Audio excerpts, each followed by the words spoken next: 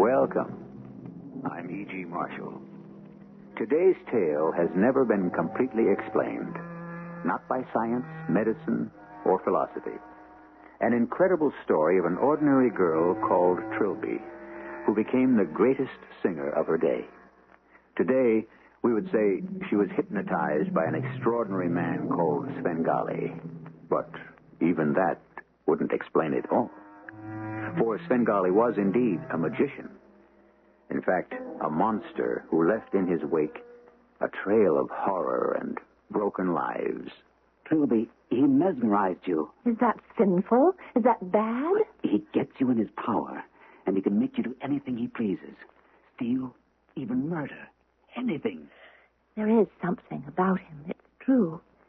Even now, I feel strange when I say his name. Svengali.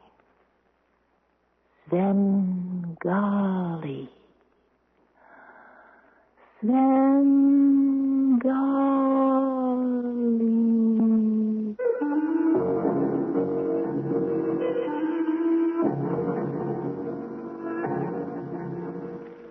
Our mystery drama, Trilby, was adapted from the novel by Gerald du Maurier, especially for Mystery Theater, by James Agate, Jr., and stars Marion Seldes. It is sponsored in part by True Value Hardware Stores and Buick Motor Division. I'll be back shortly with Act One.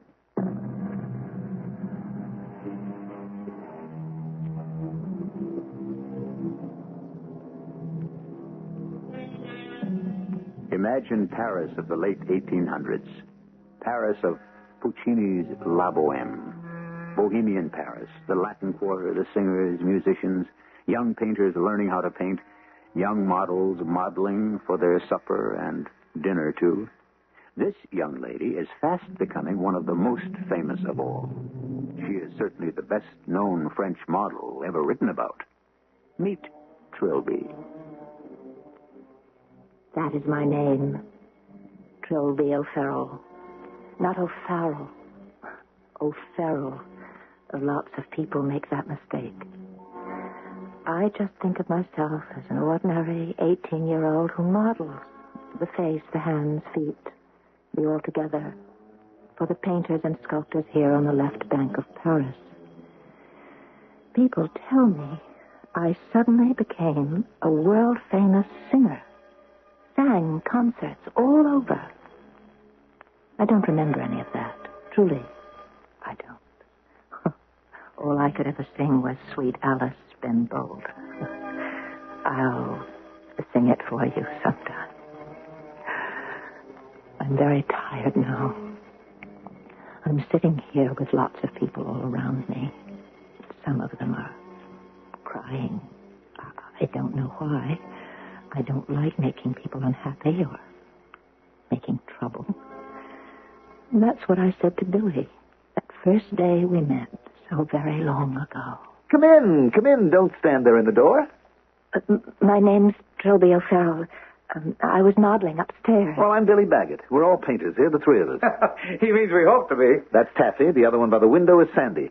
You modeling for Durian? Yes, a statue of a French infantry drummer boy. That's where I'm wearing this silly outfit. Well, you can tell Durian that's the biggest joke of a uniform I've ever seen. Hi, I'm Taffy, Talbot Wynne. Taffy was in the Crimean War. That's how he knows all about uniforms. Well, I got so stiff holding that flag and that drum that Durian said I could walk about for a few minutes. And my head was killing me. Oh, you have a piano. Is one of you a musician? None of us, but it's handy to lean against. Oh, nobody plays your piano? Can you, Trilby? Me, I have a tin ear, but I can sing one song. We have a crazy musician friend who doesn't own a piano. He comes here to practice. Hello. Hello. My name is Sandy Laird. Go on, come right in. We like interruptions. You wouldn't have anything for a headache, would you? I have terrible neuralgia in my eyes. I've always had it. It just comes on and then there's nothing I can do. Sandy, Taffy, anyone got any suggestions for neuralgia? Strong coffee and close your eyes, I'd say. Well, sit down anyway, Trilby. We may have some leftover breakfast coffee I could heat up. Please, I don't want to make trouble for anyone. Svengali not.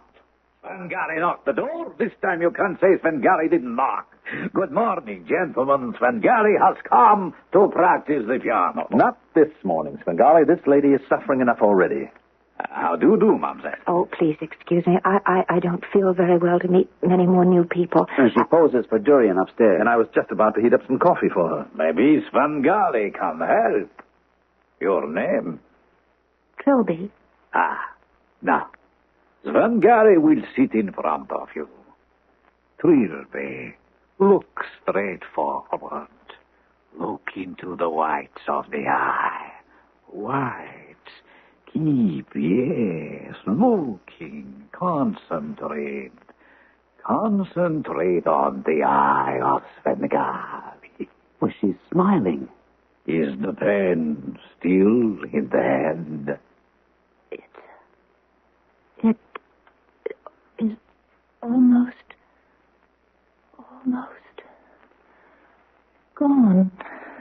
Svengali wishes all pain to go. It was the most peculiar sensation of my entire life. I had been looking into his eyes, and then the two eyes of Svengali became one eye, and it got larger and larger until that one eye was all I could see, and around it were sparks and flames shooting out, and in the very center of that one eye, it was dark and so deep and dark. I could hear as though from the back of a very long tunnel. I could hear the voice of Svengali.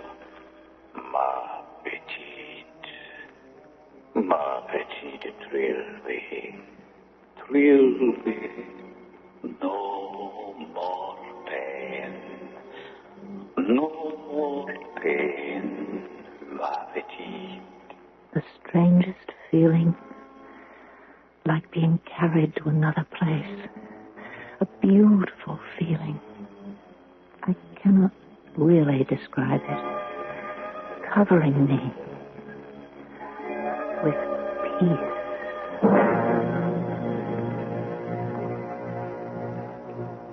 Is she asleep? Her eyes are closed. She is not sleeping. Say it to her. Ask her. Are you asleep, Trilby? No? Then open your eyes and look at me. She cannot open eyes. Now, she will not be able to open the mouth. Ask her. Why couldn't you open your eyes, Trilby? No. She is trying to say something, but it is impossible. Now, she shall not get up from the divan. Go on, ask her. She's bound by a spell. She can't move. Svengali will now set her free. It's gone. Oh, it's gone. My headache is gone. Oh, Mr. Svengali, thank you. That's unbelievable. She's dancing about like a madman. Oh, now I can go back upstairs to Dorian's and pick up my flag and my drum and pose for him without feeling like I'm dying. Oh, how can I thank you? How can I thank you enough, all of you? It's a terrible affliction. I've had it all my life. Not petite. Mademoiselle Trilby, there is something you can do for Svengali if you would be so kind. Oh, anything. Will you permit Svengali to look into your mouth? My mouth? Well, certainly.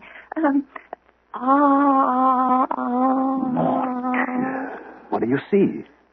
When this young lady was moving and laughing, Svengali suspected, huh? Oh, is there something the matter with me? Au contraire. On the contrary, dear lady. The roof of this mouth is like the great dome of the Pantheon. What a sounding board. But it is a great and sorrowful pity you do not also have musical organization. So it is. What God has given with one hand, with the other he has taken away. Bengali goes now. He is delighted he had made the pain disappear. Au revoir, mademoiselle. You have to go, Svengali. You haven't practiced. Another time. Now I am late. What, Taffy? Sandy? Au revoir, ma petite. He's a strange one, isn't he? I can't get over it. He never touched the keyboard. Oh, I'm so terribly grateful to him, but I don't know. He sort of reminds me of a skinny, hungry spider. Well, he cured my pain. You don't know what a blessing that is. And if it happens again, and of course it will, I'd go back to him like a shot. I don't know, Trilby. I'm not so sure I wouldn't rather have any pain than have it cured in that unnatural way. He mesmerized you. Did you know that? You mean he talked to me? Well, I'd heard of it, but I'd never seen it done. Well, is that bad? Well, they get you into their power, and they can make you do anything they please. Steal, even murder. Anything.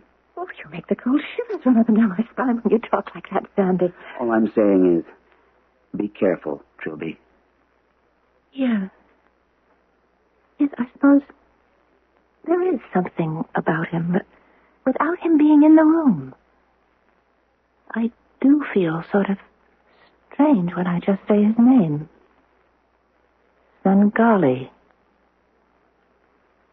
Svengali.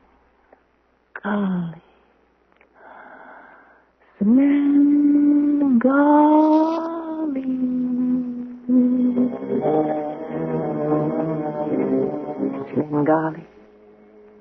I could not get him out of my thoughts.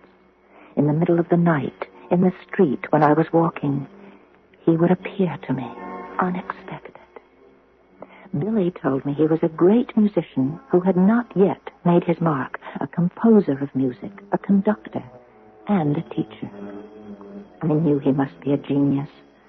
Only a genius would not care, going around looking shabby and dirty, and his hair long and black and oily, and his beard scraggly, not an appetizing man at all. And his eyes, impossible to describe, so bold and brilliant and jet black. I had to see him again. Something compelled me. The best way I found was to cook for the three painters, sew a little for them, take care of them, and of course they never suspected why. Trilby, for a Parisian model, you prepare food like a Parisian cook. Well, I had a younger brother to practice on, and my mother. And I like the way you darn my socks. To say nothing of how invisibly she can mend a shirt. You see, you please us all. Well, not everybody is so happy with me. No? No. Who? Whoever he is, he shall have to answer to the three of us. Oh, Dorian upstairs, he's not happy. He keeps asking, why can't I stay longer when I pose for him, and what do I have to do downstairs, and why can't I come tomorrow? Well, at last I had to. I promised him I'd sit for 3 days in a row. 3 days, we don't eat. Oh, back to the bistro on the corner for us. I'm going to pose for him in the altogether. In the altogether? Oh, well, why not? Well, Trilby, that means... Oh, what do I care? He's doing a statue of Venus. It pays twice as much. And after all, I am a professional model. They all do it. Hey, Billy, what's the matter? Why are you leaving the table? I'm going out. But you haven't eaten any dinner, hardly. I've had enough. You've hardly touched your roast potatoes. Don't you like them? Goodbye. Oh, Billy! Billy, come back. Oh, I must go after him. Excuse me. Please excuse me. Sandy, I have a sneaking idea that Billy is in love with her. I've had that idea for some time. Are you for it? How can I be against it? How does she feel about him? I don't know. I don't know where Billy went. What was wrong? Oh, nothing, I'm sure. Well, didn't he like my cooking? Well, of course he did. We all do. You know, I never see your friend Svengali anymore. Doesn't he come here to play the piano? Svengali? Yes, you know, the one who cured my terrible headache that day. Yes, we know. Svengali. Listen, Trilby, take a tip from me. It's not wise for you to be interested in him.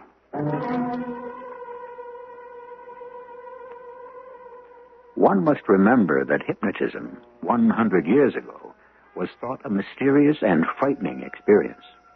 And it was pretty avant-garde for Du Maurier to make it the basis of his novel, Trilby. Even today, there are many who believe the hypnotist can cure where the doctor cannot. But what did it do to the life of that young model, Trilby?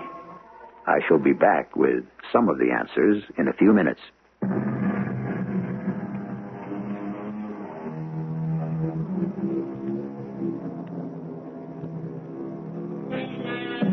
Trilby was fast becoming one of the better-known models of Paris. It's no wonder that Billy had fallen in love with her. Then, suddenly, one day, she disappeared. Winter became summer, and summer again became winter. The three young painters returned to London, and within a year, Billy was discovered. He was William Bagot now, the famous artist whose works hung in the National Gallery of London. His two friends, though not as well known, also painted. Sandy did portraits, and Taffy turned to commercial art. But what of Trilby? Since this is her story, we let her tell it. I knew Billy Bagot loved me, but I also knew I could not be a wife for him. I knew one day he would be a great artist and me, a nobody. It would not be good for him to be married. The only other person in the world I really cared for was my little brother. And that day when he suddenly took ill and died, when Johnny died, I didn't wish to live another day. We buried him in the country near where I was born. I came away from that funeral a little crazy, I think. I cut my hair off and I dressed like a man. I walked all the way back to Paris alone. The pains in my head that started the day Johnny died never stopped. When I reached Paris, I was going mad from the torture of it. And so I went to see the only person I could think of who could cure me. Svengali. Trilby. Ah, yes, Svengali remembers. Come in, little one. Entrez, ma petite. It has been a long time. And little Billy, Taffy, and Sandy, how are they? Oh, I don't know. They moved away to London. I haven't seen them. You still pose for Dorian? No, I haven't in a long time. I went home. My little brother died. Ah, ma petite Trilby. Svengali is sorry to hear that. Sit down, my child, here by the fire. And what are those peculiar clothes you are wearing? The trousers of a workman and that cap on your head? Take it off, Trilby. Oh, you have cut off all your hair. And you are crying. My head hurts so. You were wonderful about it once, Mr. Svengali. Do you remember? I've never forgotten. Now, have you eaten food, child? I will get you coffee and bread and butter and then take you to the Rue Savanarola for a good hot bath. And then you sleep. Oh, please. Can you make the pain go away? Of course. Has Svengali ever failed? He's Trilby.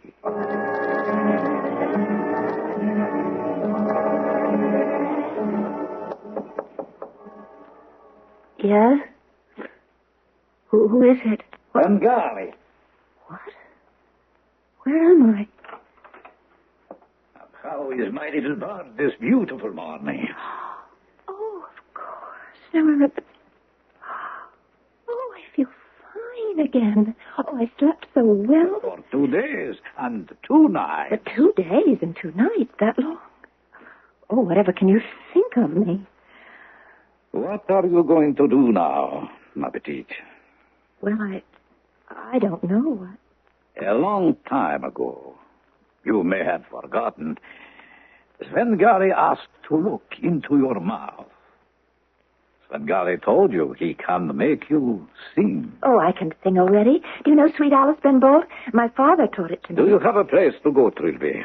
No, I gave up my room when I went to the country where my mother and my brother lived. I mean, where my brother died. Svengali does not like tears. They are wasteful of the soul. Oh, I'm sorry. You can live here, Trilby. Oh, alone? With a man? No, I mean no disrespect, but... Oh, who said alone? Huh? Martha! My old aunt, Martha. She takes care of me. She can take care of you, too. Ah, Martha, come in, come in. I want you to meet Trilby, Svengali's new pupil. Oh, she is going to become a great singer someday.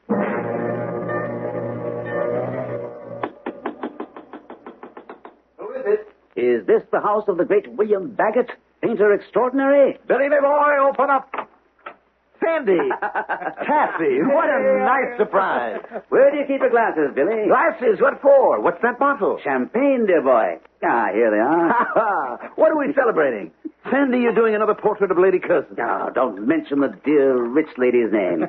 I've done her portrait umpteen times. And now I'm starting in on her favorite horse. All right, then. We drink to Lady Curzon's horse. Oh, no, we do not. We drink to Trilby. To Trilby? Oh, don't pretend innocence with us, Billy. We've just come from the National Gallery. That is her portrait. They've just hung there, isn't it? Yes, we stood there. The years rolled away. So we just had to see you, Billy, and tell you what you made us feel. It is a marvel. It's just the way we first saw her 3 years ago, standing there in the doorway of our old Paris studio, wearing that French drummer boy's outfit. It's an extraordinary work. To Trilby. Sandy, do you mind if I don't drink to her? To you, then, my boy. It's so hard for me. I can never forget her. So she turned you down. I think, especially now, you'd want to drink to her. Why especially now? Oh, Billy, my boy, you sleep, eat, and live painting, so I'm not surprised you don't know what's going on in the rest of the world. Haven't you heard about La Svengali? La Svengali? You don't mean that noisy, conceited musician who used to come and bang on our piano, Svengali? La Svengali is a singer with a range of contralto to soprano who's been touring Europe and Russia, making audiences weep, thrilling them with music the like of which hasn't been heard in 100 years. Well, who is she? I've never seen her. Talk is she's a pupil of Svengali's, a young girl. They're married, and only he conducts her concerts, never anyone else. I know what you're thinking, but it couldn't be her. Not Trilby. She absolutely could not sing a note. Taffy and I were thinking of taking a trip back to Paris. Visit the old studio, the old streets. La Svengali is giving a concert there. What say? Why don't you come along with us? To Paris? Oh, I don't know. If it's really Trilby, we want to hear what that crazy old horror Svengali has done. If he's really been able to take her and create the greatest singer of the century.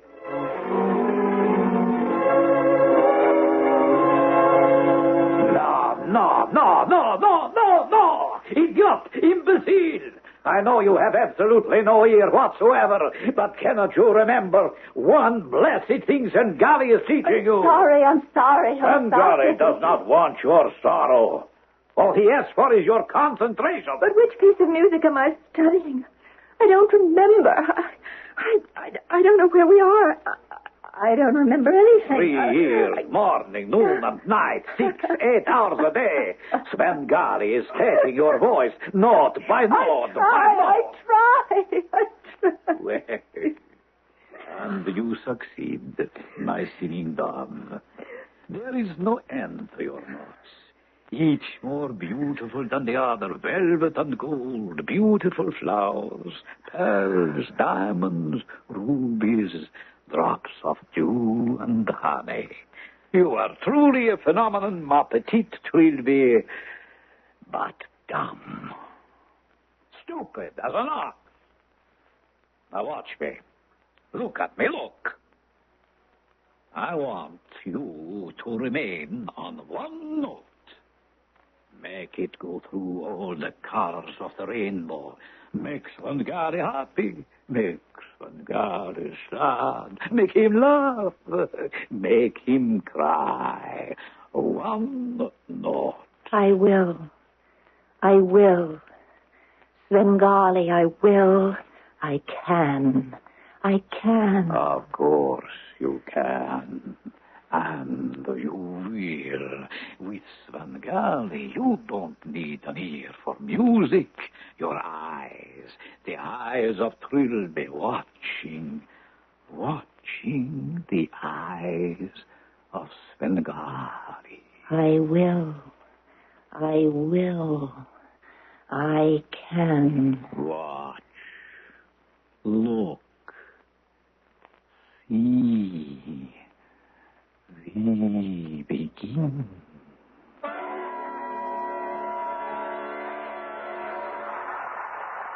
It's hard to believe that could have been Trilby up there. Good heavens, Sandy, how could you doubt it? Yes, it was. It was her. Our little Trilby didn't have such talent. Nowhere near it. This Las Bengali is a true musician, and that takes years of study.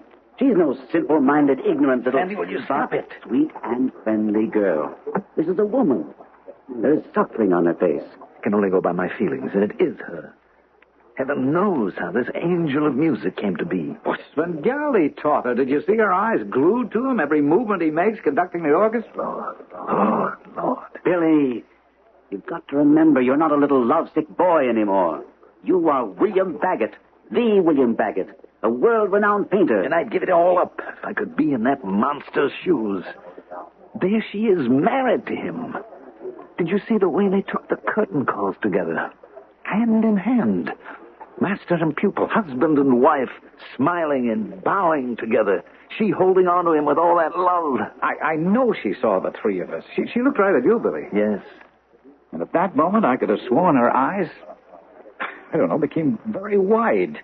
And then did you see Svengali suddenly turn around at the conductor's podium and the look he gave us? Yes, I did. I must say, it did make me wonder. It made me sure it was Trilby. Oh, I'm so very tired. What is this place we're in, Svengali? A hotel in Paris. We're in Paris. I'd love to take a walk to my old neighborhood in Montmartre tomorrow. May I, Svengali? Tomorrow we are going to London on the first boat train. Oh, you never let me do anything anymore. I don't have any fun. We used to have so much fun. Well, now it seems to me that I'm always asleep. When I wake up, I'm wearing some silly long dress and gloves like I'm wearing now, and Marta has to help me take this off. Oh, why do I sleep so much, Svengali? Perhaps you are still a little sick from the long walk you took, that unnecessary walk to Paris after your brother died. Will you stop that? I don't want you ever to say anything again, not one word about my Johnny. You stop, you mean old man. I hate you. Oh. And Svengali would slap you again and again if you talk to him like that. Oh, yes. I'm sorry. What did I say? I owe everything to you. Ungrateful stupid who cannot sing a note to save her life, who cannot tell one tune from another. I have made you, created you. What are you saying? Made me what? I know I cannot sing. Don't waste my time. Go to bed. No, I want to know. Svengali can do anything. He has made himself a singing machine, a Stradivarius of flesh and blood. It is I who am the singer, Trilby. Me, Svengali. I sing with your voice, Trilby. Now, go to bed.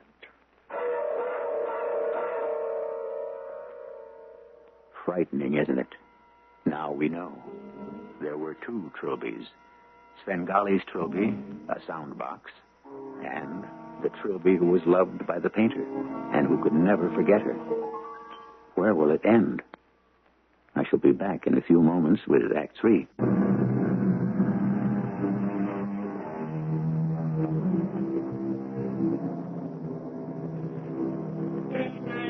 We are in London. For 2 nights in a row, La Svengali has given gala recitals at the Drury Lane Theater. Sandy, Taffy, and Bill attended both nights. On the second night, they were certain La Svengali was Trilby. They agreed, yes, her face was older, certainly the face of a woman who has experienced unhappiness, but an air of mystery surrounded her, almost as if she were unaware of what she was doing on that stage. The three friends, in formal dress, as indeed everyone was in the audience, sat in the second row, waiting for the concert to begin. I thought I'd gotten all over. As you said, I was a boy then, and I'm a man now, but Trilby is still in my blood.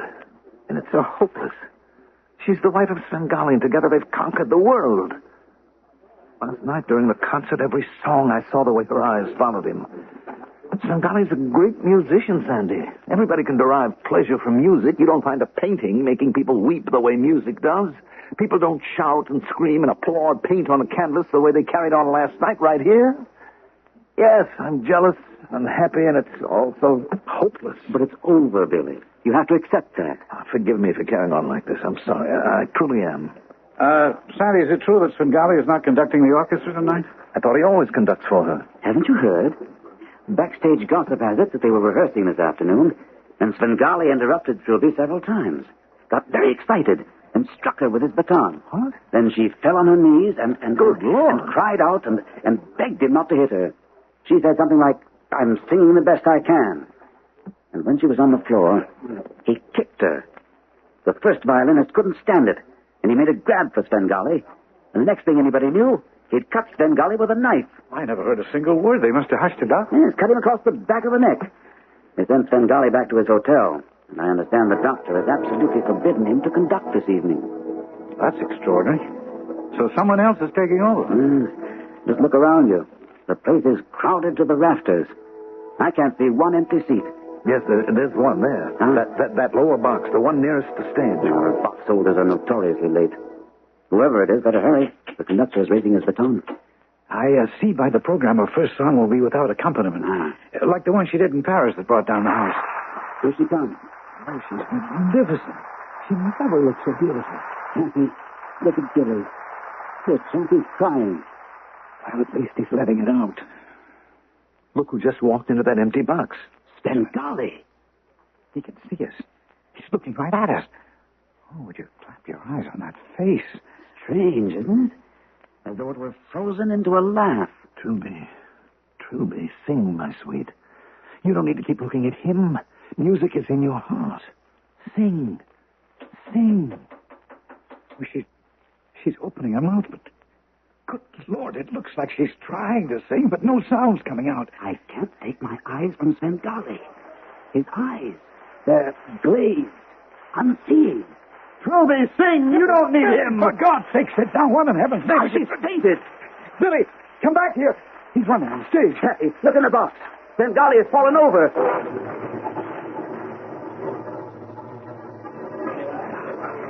You can't move an inch backstage here. Oh, this is the door, sir. Yes, who is it? Billy, how did you make it here before we did? Oh, Trilby. Trilby was just singing Ben Bolt for me just now. Oh, Charlie, dear. And Sandy. What is all this about? Oh, I'm so happy to see you. Imagine what a surprise it was when Billy walked in just a minute ago. Oh, where am I? Oh, it's been so long, my dear friend. Trilby, are you all right? Of course I am. What's the matter? What are all those funny looks between you? Why are you all dressed in black with white ties if you're going to a ball? Where's Svengali? I want to go home. Where is home, Trilby? I mean, where are you staying in London? Oh, some hotel near Hyde Park. Isn't that stupid of me? I can't seem to remember. Where is Svengali? Well, he was in a box, Trilby. I'm afraid... I think he took ill. Dear little Billy. How pale. How very pale. You don't eat enough. Doesn't anybody cook roast potatoes for you anymore? I'm so glad to see all three of you again. Tell me, where are we now? What is this place? This room, this funny little room with all these mirrors. Where am I? Daffy, I think we ought to take her to Billy's place in Fitzroy Square. He's got the biggest house of any of us. Billy, will you mind? No, of course not. And Trilby, come along with us. We're all going over to Billy's. Oh, I'd love to. Good morning, Trilby. Did you sleep well? Oh, come in. Come in, all three of you. Do you know there was a doctor here this morning after I was up and dressed? He said he was a friend of Billy's. Nice man, but I wasn't sick, so I didn't know what he was doing here. Well, he's an old friend and a very fine doctor. I just wanted him to see you, Trilby. I slept marvelously. Is this your house, Billy? They sent me my clothes and the trunk from the hotel so I could get out of that awful Greek or Roman thing I was wearing last night. I can't think where I got that. Must have been out of my mind to wear that. I can't seem to remember. Why do you suppose I wore it? What is the matter with Svengali? Is he dead? He must be dead. I have a feeling. He is dead. I can see it in your faces. He had heart disease. I'm sorry. He was always very kind to me. Yes, Trilby, he's dead. I was looking at my hands this morning, and they're all black and blue, as if somebody had hit them. And I have a terrible bruise on my side.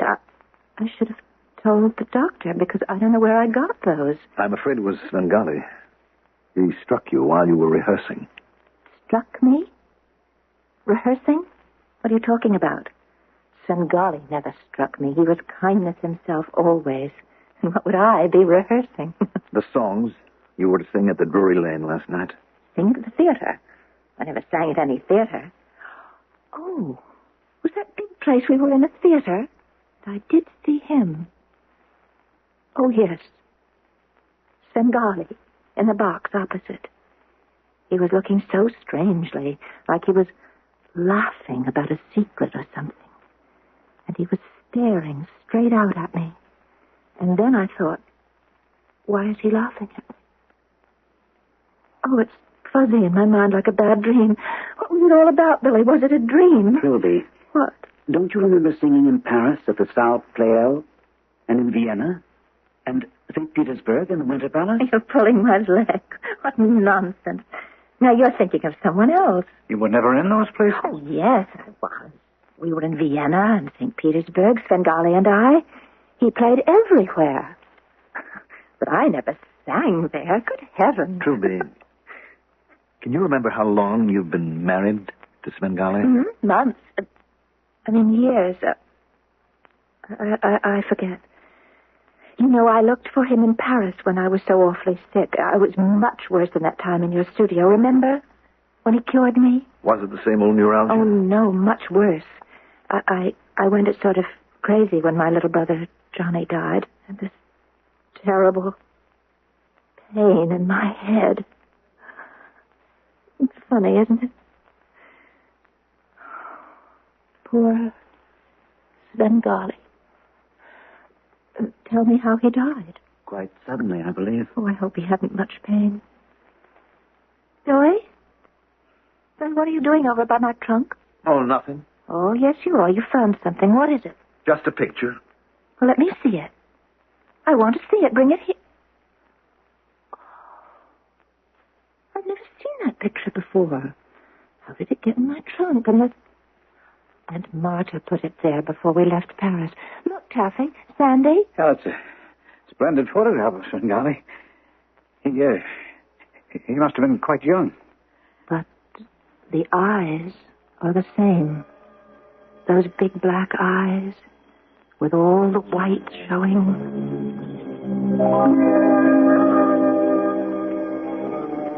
I'm so very tired. I'm sitting here with so very many people around me. Why are they crying? I don't like to make people sad. My dearest Trilby, how like an angel you sang. Why are you all crying? Because you have been singing so beautifully. I have been singing? Oh, yes. For the past quarter of an hour. It was like a voice from heaven. Well, I feel so tired, and I don't think it's quite fair of you to joke with me when I'm so very tired. I was singing just now. Holding on to that picture of Svengali and singing your little heart out. I'm so tired. Do you mind, dear friends, if I just close my eyes. You go on talking. I don't mind that. Trilby. Lily. Is she asleep? Trilby? His photograph. It slipped out of her hand. Golly.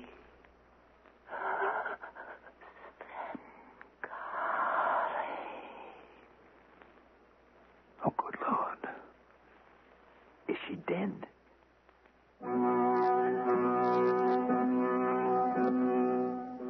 Yes, Trilby was dead. Within minutes, the doctor arrived, and, incredible as it may seem, he said that Trilby had been dead for at least half an hour. Dead for the past half hour. That would mean from the moment she had begun to sing her last song. This extraordinary story is not quite over yet. I'll tell you the rest in a few minutes.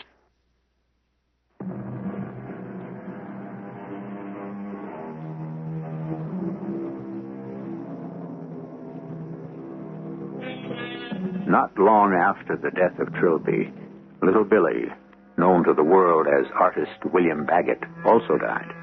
His close friends said he could not bear the memory of Trilby dying with Svengali's name on her lips. They say he died of a broken heart. And that is the end of the story. The strange account of the most beautiful singing voice the world had ever heard, and the fantastic haunted man by the name of Svengali, who breathed musical life into the soul of his Trilby, and when he died, took that soul with him. Our cast included Marion Seldes, Ian Martin, Mandel Kramer, and Gordon Gould. The entire production was under the direction of Hyman Brown. Radio Mystery Theater was sponsored in part by ARM, Allergy Relief Medicine. This is E.G. Marshall inviting you to return to our Mystery Theater for another adventure in the macabre. Until next time, pleasant dreams.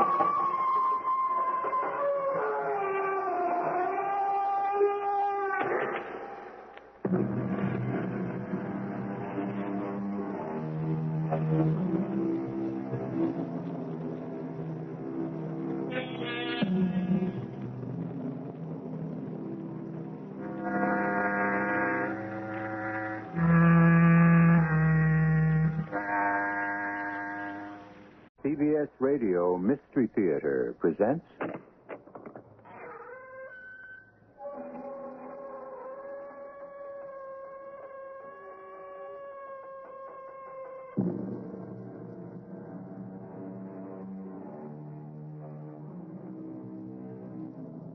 Come in. Welcome. I'm E.G. Marshall, your host for these adventures in the macabre. Together, we explore out-of-the-ordinary places and share experiences that are unusual, sometimes weird and chilling. We travel unmarked roads in the expectation of encountering the bizarre. It's as if you entered a house long abandoned, dark and forbidding, and for no explainable reason, you see the sudden light of a candle in a far corner of a room. Do you go in? Turn back? You stand, perhaps, in the presence of something supernatural, an order of existence beyond nature. A belief firmly held by Buku Chin, first mate of the tramp steamer the Molly Moran, anchored at Port-au-Prince, Haiti. Oh, yes, Doctor. In my village, we believe in witchcraft and snake worship. Voodoo. And human sacrifice? That was long ago. You're an Arowak Indian, Yes, ma'am. but you're an educated man, Buku. I have elementary education and what I learned at sea. You believe in the supernatural? In witchcraft and magic? I have seen it work, Doctor.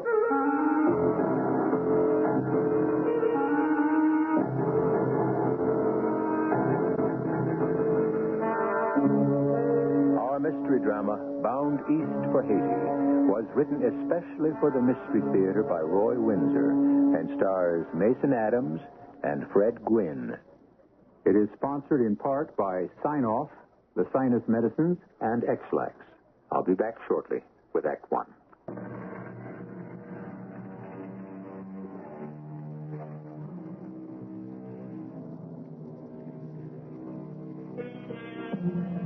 If someone conducted a poll and asked the question, do you believe in the supernatural? How many would say yes, no, or don't know? I suspect that most persons would say no, even though there is evidence dating from the beginning of civilization of supernatural experiences. Witches invoked the spirits to foretell the future, to bring good luck or bad. It is still practiced today. And some 40 years ago, Dr. Philip Armistad... but let him tell us.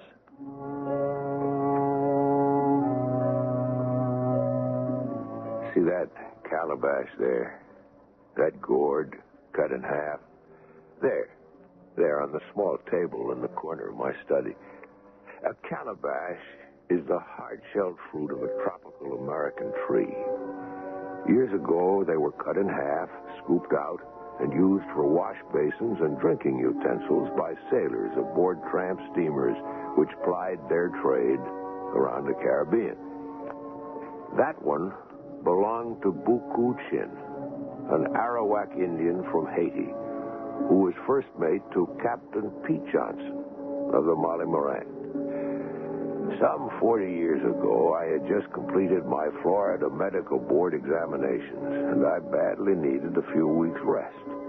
So I drifted down to the docks and shipped out as a paying guest. It's wonderful, Captain. It's nice to have you aboard. Are you really a doctor? I really am. Passed the exams, and you saw me arrive with my little black bag. If anyone needs my services... No. Thanks all the same, Doc. We've been getting along for years with an old first aid kit. Well, I'm not going to think about anything for the next 4 weeks. Oh, smell that air. And the water. All those shades of blue. You have a wonderful life, Captain Johnson. Suits me.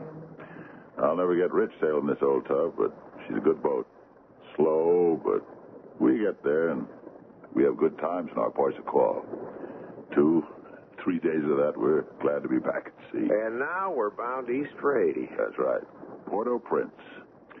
We'll pick up a cargo of coffee in Sisal, then we'll sail to Georgetown and Exuma, Savannah Lamar, in Jamaica, and home. How long will we be in Haiti? A couple of days. Why? Want to explore the island? Yeah, some of it. Watch your step. Better speak to Buku. He's an Arowak from Haiti. Knows everything about the island. Buku, come over here, you old dog. Maybe I'll throw you overboard, Captain. I'm sure you'd like to every once in a while. You met the doc. I had the pleasure. He wants to see the sights in Port-au-Prince. Will you talk to him? It will be a pleasure. Buku's the best first mate on the Caribbean. He's only got one problem. You've said hello to her, Doc. Lily. My girl. Yes. A beautiful woman. Buku can't take his eyes off her. But you know better, don't you, Buku? Sure, man. I have eyes only for the sea.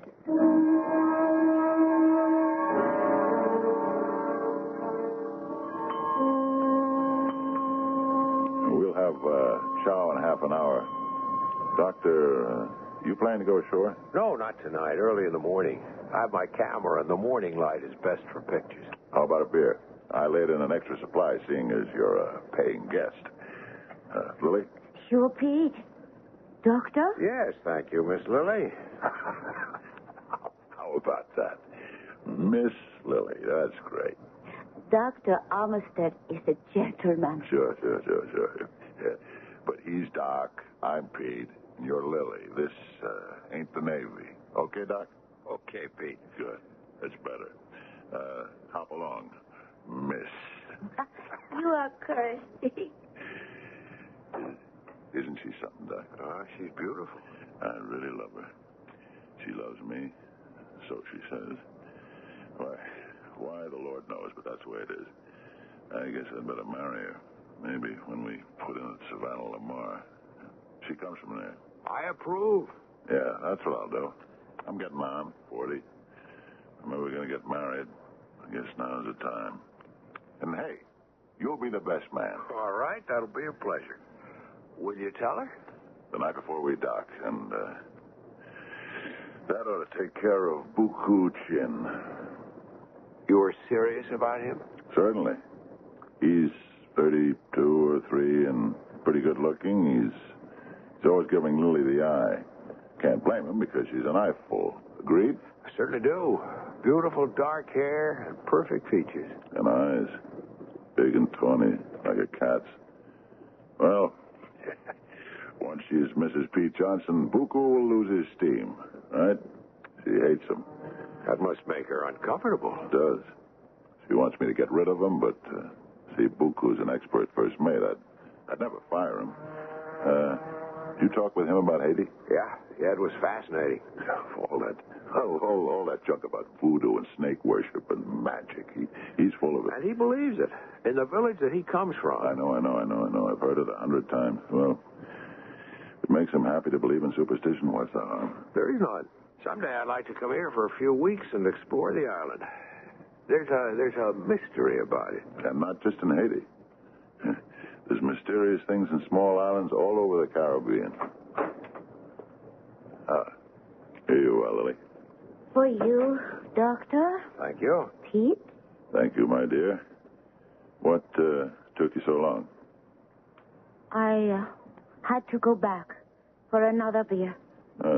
You dropped one? I threw it in Buku's face. Well, the incident was passed over, fortunately. We had dinner, and I retired early, falling asleep looking through my porthole at a sky of dark blue velvet sprinkled with stars I felt I could reach. For the next 2 days, I explored Port-au-Prince, snapped pictures, and mailed postcards back home. The afternoon of the third day, we weighed anchor and lumbered out of the harbor, headed for Jamaica. You have enjoyed the voyage, Doctor? Oh, Lily, yes, very much. Mm-hmm. It is restful. The days so bright, and then the night with a sky of dark blue that stretches as far as you can see. And on the water, the moon is huge. You'll be home in a few days, Lily. My home is here with Pete. He's a good man. He is that. And strong and jolly. Even tonight, when I can tell he does not feel well, he laughs at me, tells me to go on deck and make love to our passenger. What? That is just how he talks, Doctor. I'm relieved to hear that.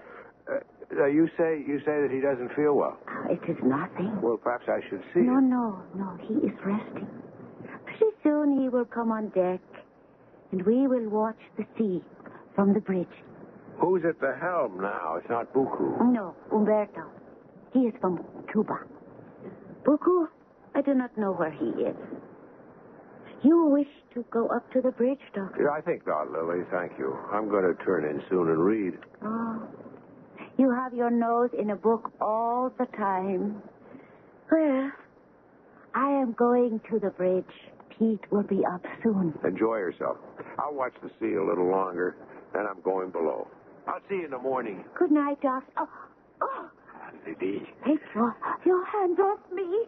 I love you, Lily. He will scream. No one will hear you. Pete will come. He is not well. Pete is sick. Didn't you see that tonight? He is sick and he will never get well. You talk like a fool. Take your hands off me. He will die. I'm the first mate. I will be in charge of the Molly Moran. And you will stay with me. Before I stay with you, I jump overboard. You belong to me, Didi. What is written by fate cannot be erased. It's not my fate to belong to you. Who said it was? Some witch doctor? You will see. When Captain dies, you will see. I know you, Lily. You love the sea. You do not want to return to Kenfield. You will stay with Buku. Pete will take care of you. Now, take your hands off me. It's me, Lily. You filthy man. I warned you, Buku. Pete, he said you would die. Oh, Are you Pete. Oh, don't touch him. But Pete. No. I warned the dog not to touch Lily. Leave him there. When he comes to, he'll think twice about making another pass at her. Lily, go to the cabin. Yes, Pete. Pete, what's that gleaming in the moonlight on your hand? Brass knuckles. You'll stay in line now. The tension, when I reflected about it, had been there all along, from Freeport to Georgetown and out of Haiti. But it was after we weighed anchor from there that the tension became charged. I hadn't heard the 8 bells that marked midnight, but when I was awakened by a tapping at my cabin door, I heard 1 bell. So it could have been anywhere between 12:30 and 4 a.m. It was Lily. Calm, Doctor. Pete is not well. I said, of course, and I slipped into a robe, picked up my doctor's bag, and a few minutes later, I was sitting next to the captain's bunk. Sorry she woke you up, Doc. Lie quietly. Let me get your pulse first. Pete, Buku is... Don't mention his name. Now, open your mouth, Pete. All right. It looks all right. Your forehead's damp. Do you feel chilled? Oh, I'm just cold. I don't know, kind of weak. Lily, will you bring me a glass of water? Oh, sure. I'll give you a sulfa pill and another in the morning if you don't feel any better. But I think you will. It's probably a virus of some kind. Thank you, Lily. Doc, how much? No charge. Take the pill, Pete. Cover up and get a good night's rest. Umberto is at the helm. Do not worry. All this fuss. Now, go to sleep. Okay, Miss Lily. How's old Buku? Up and around? Oh, he dragged himself to his cabin. Good. I hope his jaw aches all night long. Lily, lock up. And, Doc, don't fall overboard on your way back to the cabin.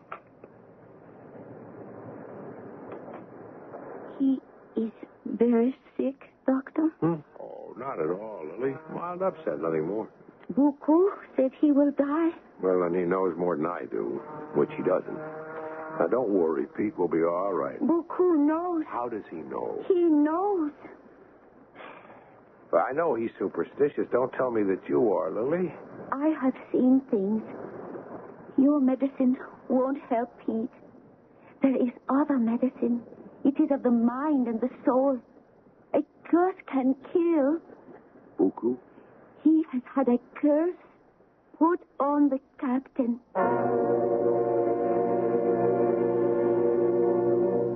You cannot discount magic. Islanders in the West Indies sometimes still practice the kind of magic that affects another person for good or for evil. The voodoo doll still exists. It is a small image of an enemy into which pins are driven, or it is cut up or burned. To a modern doctor, and to most of us, magic is primitive nonsense. Dr. Armistad will find out for us when I return with Act 2.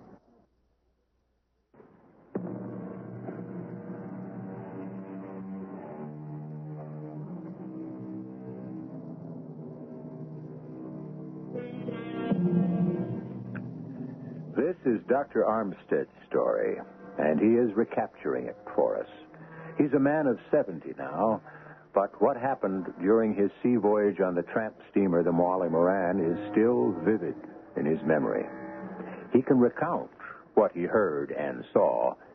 He cannot explain it. That does not make the experience invalid.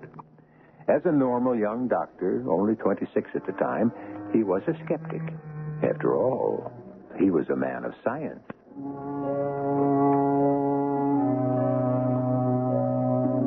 Of course, I didn't believe a word of what Lily said. Buku has put a curse on the captain. Nonsense. A curse? I'm certain that Buku wished Pete Johnson dead. You'd feel the same way if you'd been hit on the jaw with brass knuckles. The man had been hurt and he suffered. I went to my bunk and slept until 7 the next morning. I went into Captain Johnson's cabin. The pill did no good, Doctor. Look at him. Hi, Doc. Don't listen to Lily. I'm okay. Here, let me swing out of my bunk. Lie back, Pete. You're weak as a kitten. Just lie back. Hey, Doc, you want to hold my hand? Oh, don't joke, Pete, please. I am so worried. Won't have that, Lily. Don't want you to worry, babe. I've been through worse. Another day I'll get my strength back. I'll be up and around. You'll see. Doctor? That baffles me. Still no sign of infection. Pulse abnormally slow. It's as if his body has slowed down. You give him a shot? I could, but there's no point to it. I don't know what I'm trying to cure. I'm sorry, Pete. Whatever's the matter with you is something I didn't learn in medical school. You have that medical book? I know, Lily. I'll search again. But I've got a better idea. We reach Savannah Lamar tomorrow morning. I'll take Pete ashore. No, I'm not going ashore. I am taking you to a hospital. I know there's one at Montego Bay. Forget it, Doc. No hospital. I'll be all right. I'm not leaving the ship. But you are wasting away, Pete. Then let me waste. Don't forget, I'm captain of the ship, and my word is law. You persuade him, Lily. He should be in a hospital. I don't want to be responsible. I will take you into the hills, Pete. There is a doctor. No, Lily. None of your mumbo-jumbos. Go out and get some air. Take that sad look off your face. You're too pretty to look like that. Let's try another pill, Pete. No, Doc. Wouldn't help. No, I gotta sweat this one out. Alone.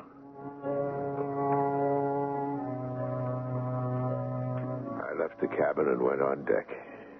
It was a beautiful day, and the southwest wind ruffled the blue water. The Molly Moran chugged along like a huge hippo. What Lily had said about Buku made me think. Even though I felt foolish about his curse, I wandered up to the bridge. Good morning, Doctor. The night curtain has gone up and the sun has come in. Like the eye of a man. Blink, it's dark. Blink, it's night. He sees in, he sees out, until he sees no more. You're in a good mood, Buku. I am happy, man. With the captain lying ill in his bunk? He is still alive. Oh, yes. I expect him to come on deck later this morning. I do not believe you, Doctor. The captain will die. You know that? I know it. How do you know, Buku? My medicine... Your medicine was good for my injury. And I do not forget your goodness to me, cleaning my cut face and giving me a pill to sleep. But that medicine cannot save the captain. Nothing can. You know what his illness is? Only that he will die. Fate will strike him down. Have you called on fate to kill the captain? Look, Doctor. Purposes of the port bow. Buku, when we were 2 days in Port-au-Prince, did you return to your village? Oh, yes. When we drop anchor at Haiti, I go with things for my people. I tell you about them. You do not believe some of the things I tell you. I didn't at the time. Can one of your tribe put a curse on another person? It has been known. Have you had a curse put on the captain? No. Fate, that is what killed him. He will not leave Savannah Lamar. Hey, you want to handle the helm? I go below for breakfast. It is wonderful to feel a ship under your hands, Doc. Huh? I know. All right, Buku. Go below. I'll take over. You have much to think over, Doctor. I have indeed. I felt helpless. Captain Johnson was a strong man. From what I could determine, there was nothing wrong with him. I was young, of course, and inexperienced. But Johnson's affliction was a mystery. Well, he grew weaker during that day and night. When I awoke the next morning, we had dropped anchor in the vividly clear waters of Savannah, Lamar, Jamaica. I went at once to check on my patient. Lily was sitting next to his bunk. He is worse, Doctor. We make port? Yes, Pete. You'll like it. Beautiful island, Jamaica. Pete, I must insist you go ashore. There must be a hospital. In Montego Bay. No. I said before, no. Then I will go ashore and bring back a witch doctor. Oh, for heaven's sake, Lily. In the Maroon country, there is a powerful old man. Doc, tell her no.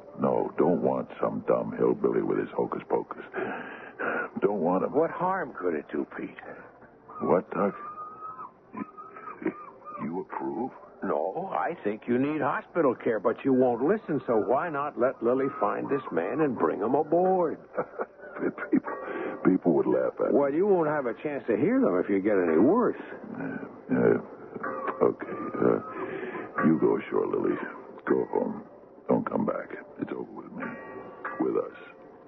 Maybe Buku's right. I won't get well. Pete, Better go, Lily. I will bring back the man later. He will know what to do. Go see the town, Doc. Find someone to drive you to Montego Bay. Well, I'll stay with you. No. I'm tired. Poor Lily. Remember, you were going to be the best man at our wedding. I'll check in every hour or so. Oh, well, go ashore. No, I'll just watch the loading. Witch doctor. Magic. You don't believe in that junk, do you, Doc?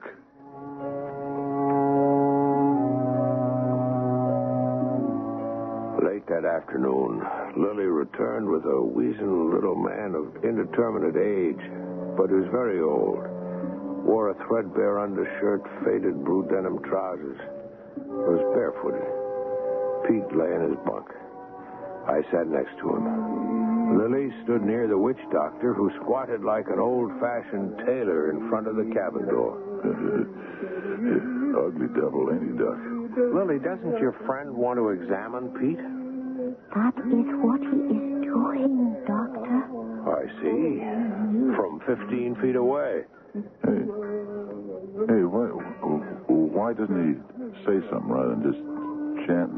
I don't know. He's just, I guess, studying you. Casting a spell. That's what they do, you know. He ought to break a spell if that's what you're under. Hey, tell him to go away. I'll leave that up to Lily. He gives me the creeps. No. Oh, no. What is it? What's got into it? Lily. Stay away. Lily, what is it? Why did you cry out? I cannot tell you. Why not? You brought him here to help. He knows what is wrong with Pete. Tell me. I cannot. I have to do something. And I don't know how to. I don't know how. What was that all about? I have the wildest idea. He seemed to say something to Lily, and she cried out. I'll find out, Pete. I'll be right back.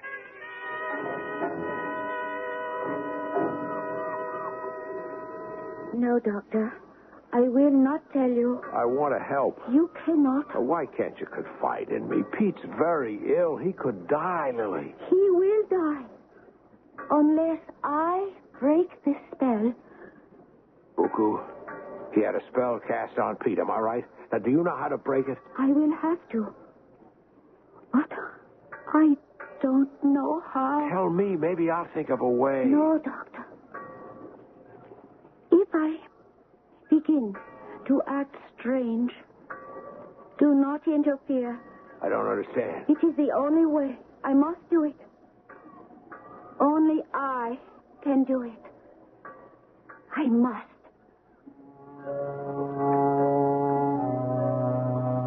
I was bewildered. I was also fearful. What did Lily have to do to break the spell which Buku had cast over the captain? The Molly Moran moved out of the harbor. We picked up a big shipment of sugar cane, and now we were homeward bound. Lily was at the railing watching the receding town. Do not talk to me. Lily, is that part of your acting strange? Just stay away from me. I'm going to check on Pete if you're there. I won't be there. What the devil does she mean by that? It is Buku, not Umberto, Lily. I can see. You come to the bridge, knowing I am here? Knowing. It is a fine warm night, huh? Soft and tender. What are you up to, Lily? I enjoy the voyage out. Many times I have thought about you, standing next to me on the bridge of this old tub and looking out to sea. I have thought about that, too. That is lie. It got squared. You have only to cast your eye on my chin. It has healed. Doc had to stitch me up, you know why. I am sorry, Buku. Aye? You are right, Buku. You say that because you know that the captain cannot live. It is too late, Lily. You pushed me off and clawed me. You cannot crawl to me now. I was wrong. I have always noticed you, Buku. I have been afraid for myself and for you. The captain took me in, and he is a jealous man. You have told him many times to replace me. I have heard you say that. And that is why you are still the first mate. The captain cannot be told what to do. I say, get rid of Buku. He will keep you. Is that not true? There is logic in what you say, Lily. You are not up to some trick. I have no trick. The captain will die before we reach Miami. You are an expert sailor. The company makes you captain. Then the Molly Moran will be yours to sail. This will be your bridge. I will say good night, Buku. Wait. You wish to stay with the Molly Moran? It has been my life. You wish to be my woman? I have always wished that. How can I believe you? I will bring my things from the captain's cabin to yours tonight, Buku.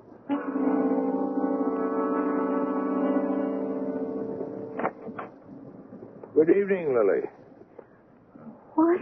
Lily, why don't you say hello to the doc? I have come to pack my things. What? Lily, don't you dare leave this cabin. It is a funeral parlor. You are dead, Captain.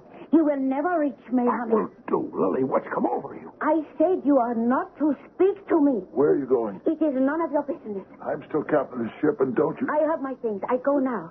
I will never see you again. What kind of person are you, Lily? You know the captain intended to marry you and Savannah Lamar. I thought you loved Pete. You don't seem to know what that is. I spit in your face.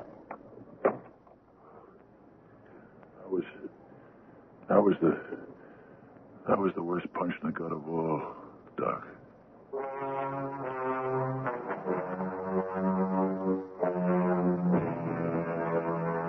We don't know very much about Lily, but my impression, yours too, I imagine, is that this beautiful and tender woman loves Captain Johnson. Well, we're wrong, it seems. When Dr. Armistad resumes the voyage from Savannah Lamar to Miami, we'll find out. I'll return shortly with Act 3.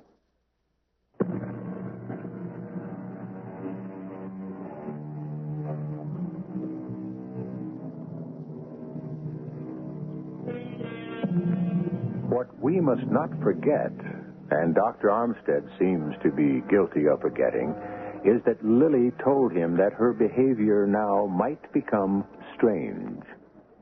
The shock of her sudden departure from Captain Johnston's cabin and her cruel remarks have convinced the doctor that Lily is not devoted to the captain, that she deceived him, and that now she has sold herself to Buku Chin. But let the young doctor pick up his story.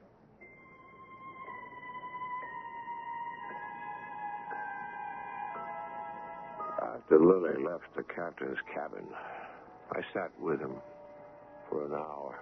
He was pitiful. When he fully realized the truth about Lily's desertion, he called her and Buku every name he knew and some I had never heard of.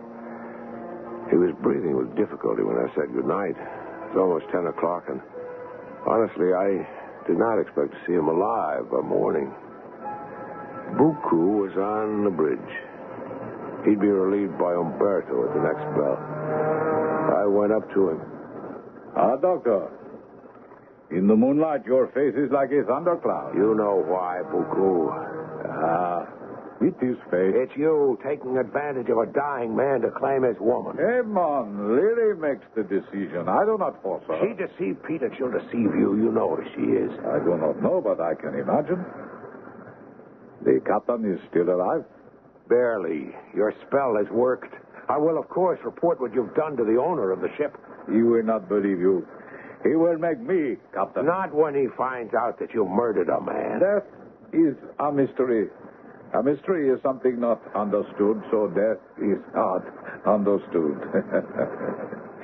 I have not murdered the captain. I have not touched him. You invoked some kind of spell on him because you wanted his woman. I do not have such power, Doctor. No, Doctor. The captain is almost dead. I am now in charge. You are paying passenger. Didi and I will treat you properly for the next 2 days. Then you go your way, and we go out again to sea. For a half hour, I leaned on the railing and frowned at the sea. Occasionally, I heard a gull. Once I saw some long, black object break the water with its back and then slide under it. At last, I turned in. In the morning, I rang a buzzer, and one of the deckhands brought me breakfast. It was early, just shortly after 6 o'clock. Later, I walked to the captain's cabin, and to my surprise, he was still alive. Hi, Doc. We'll be in Miami tonight, Pete. Hang on. I'll get you to a hospital, and we'll get you well. I don't think I can make it, Doc. That damn Buku has done something to me. Some curse. I've been thinking about it all night long. Wish I knew what that witch doctor told Lily. I've been thinking about her, too. Forget Lily. I was going to marry her. And forget that. She moved in with him, Doc. I don't know. I don't want to see either of them. I had breakfast in my cabin. How about you? You feel up to some food? No. Couldn't get it down. Pete, could you hear anything Lily's witch doctor was muttering? No. Oh, a word here or there, maybe. They have a gibberish of their own. They run words together. English, but it ain't English. What words, Pete? What, that the witch doctor mumbled? I don't know. Calabash. Yeah. I think I heard calabash. Like the wash basin in my cabin. Yeah. I got one, too. Well, now, why would he be talking about a calabash? Beats me. What has a calabash got to do with a magic spell? Doc, you don't really believe I'm under some spell, do you? Lily was convinced as soon as you got sick that there was something mysterious about it. And Buku said you're fated to die. Then I got to believing it, and now I don't know what I believe. Now, you hang tight. I'll try. I'll wireless ahead to have an ambulance at the dock. We'll get you well. And then you'll spend a week with me and my parents, and you'll be as good as new. Thanks, Doc. If Lily... Put Lily out of your mind. I can't. I miss her, and when I think of her with Buku... Now, cut it out, Pete. She's out of your life, and so is Buku. Think of them as dead. That's a curse I'd like to invoke on both of them, and have it work.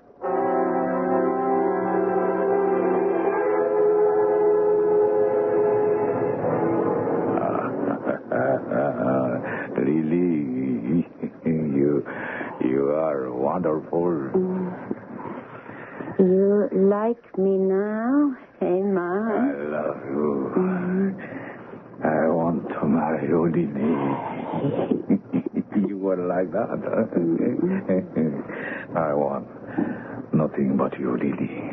You will marry me? In my village in Haiti, an Arowak wedding. It is quite wonderful. We will lay over in Port-au-Prince for a week. The honor will say, all right. And you will marry me. And sail where you sail, Buku. Now, I will fill your calabash. And you will wash up, right? I cannot believe my good fortune. When I return to my village, I will make a sacrifice to fate. Oh, now, wash. I will ring for breakfast. You are the finest woman in the islands, Lily. I love you. Here is so. Hey, I see myself in the water in the calabash. Never has Buku Chin been so happy. No, you have broken my image in the water. Die, you devil. You have killed me. And the spell has been broken. You are dead, Buku Chin. Doctor, come right away. Buku is dead. I was on deck, staring blankly at the blue waters, when I heard Lily's cry. When I heard her yell that Buku was dead, I ran to my cabin for my bag and hurried forward. The cabin door was open, and there on the floor was Buku. Doctor, look. I have broken the spell. You killed him? No. He saw his reflection in the calabash. I broke it up by stirring the water, and he died. What? He dropped dead from seeing his image broken? Yes. And now Pete will live and get well. Buku is dead. Dead. Yes, you're absolutely right. Something has caused a massive stroke. I pretend hard to Buku that I love him.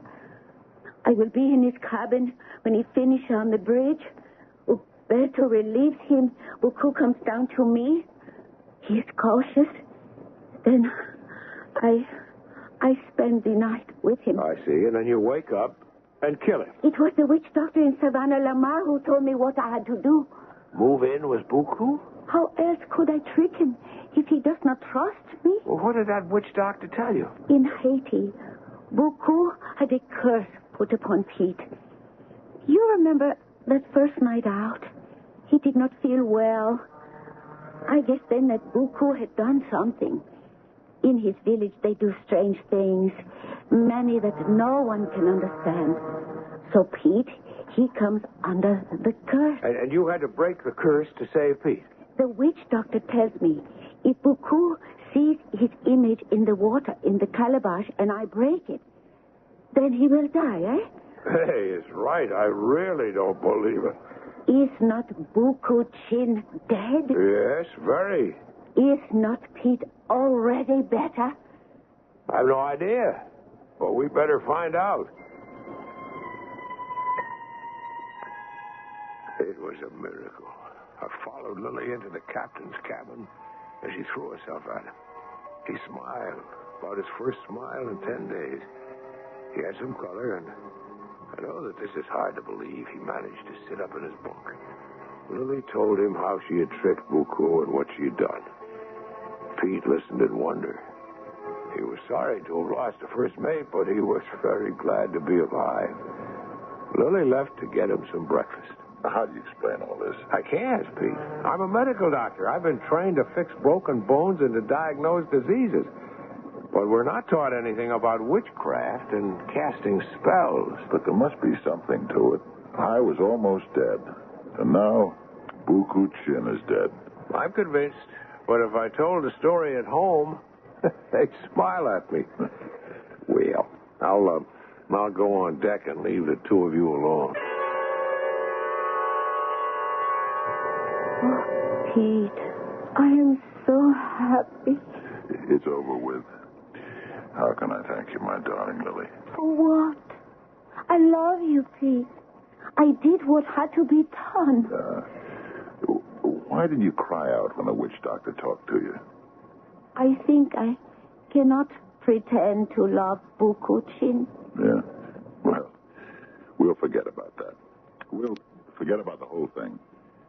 When you left my cabin last night, I wanted to die. You will marry me, Pete? As soon as I can stand on my 2 feet, you bet your life soon. Tonight, we arrive in Miami. And then tomorrow... We will have the preacher come aboard the Molly Moran. I will be Mrs. Captain Pete Johnson.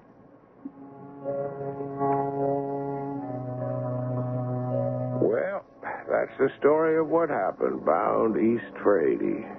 It happened just as I've recalled it. As a memento of my month at sea, Pete had given me Buku's calabash. There it is on that small table over there in the corner. I've never filled it with water, of course. I remember what a reflection can lead to.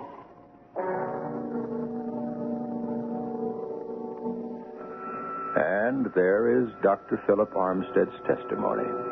The supernatural includes magic, astrology, palmistry, and numerology. The fact of the unknown intrigues us. I shall be back shortly.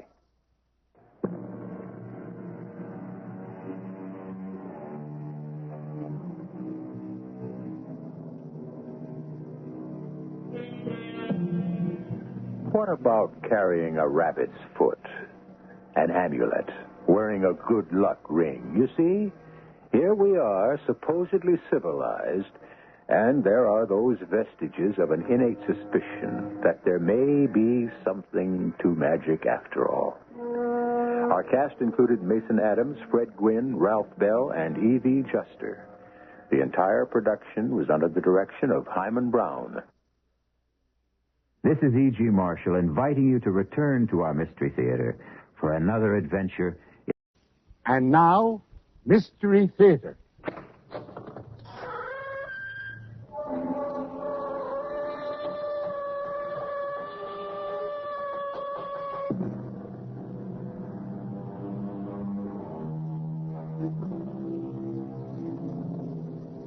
Come in. Welcome. I'm E.G. Marshall. Terror is our business, and we're about to take care of business in an unusual way. You're going to hear a story about a very contemporary sort of terror. It's a tale that takes place not in some dark dungeon with rattling chains, but in swank bistros and penthouse apartments where the closest thing to clanking chains are jangling charm bracelets and the tinkle of ice in highball glasses. But in this setting, you'll hear shocking words like, "Look what you did to him, Inga. Look at his eye, how swollen it is, all black and swollen." Corey, let go of me. You're hurting my arm. You shouldn't have done it, Inga. Now you'll have to kiss it. What? I'm sorry, Inga. Kiss his eye. You hurt it, now you have to kiss it. Corey!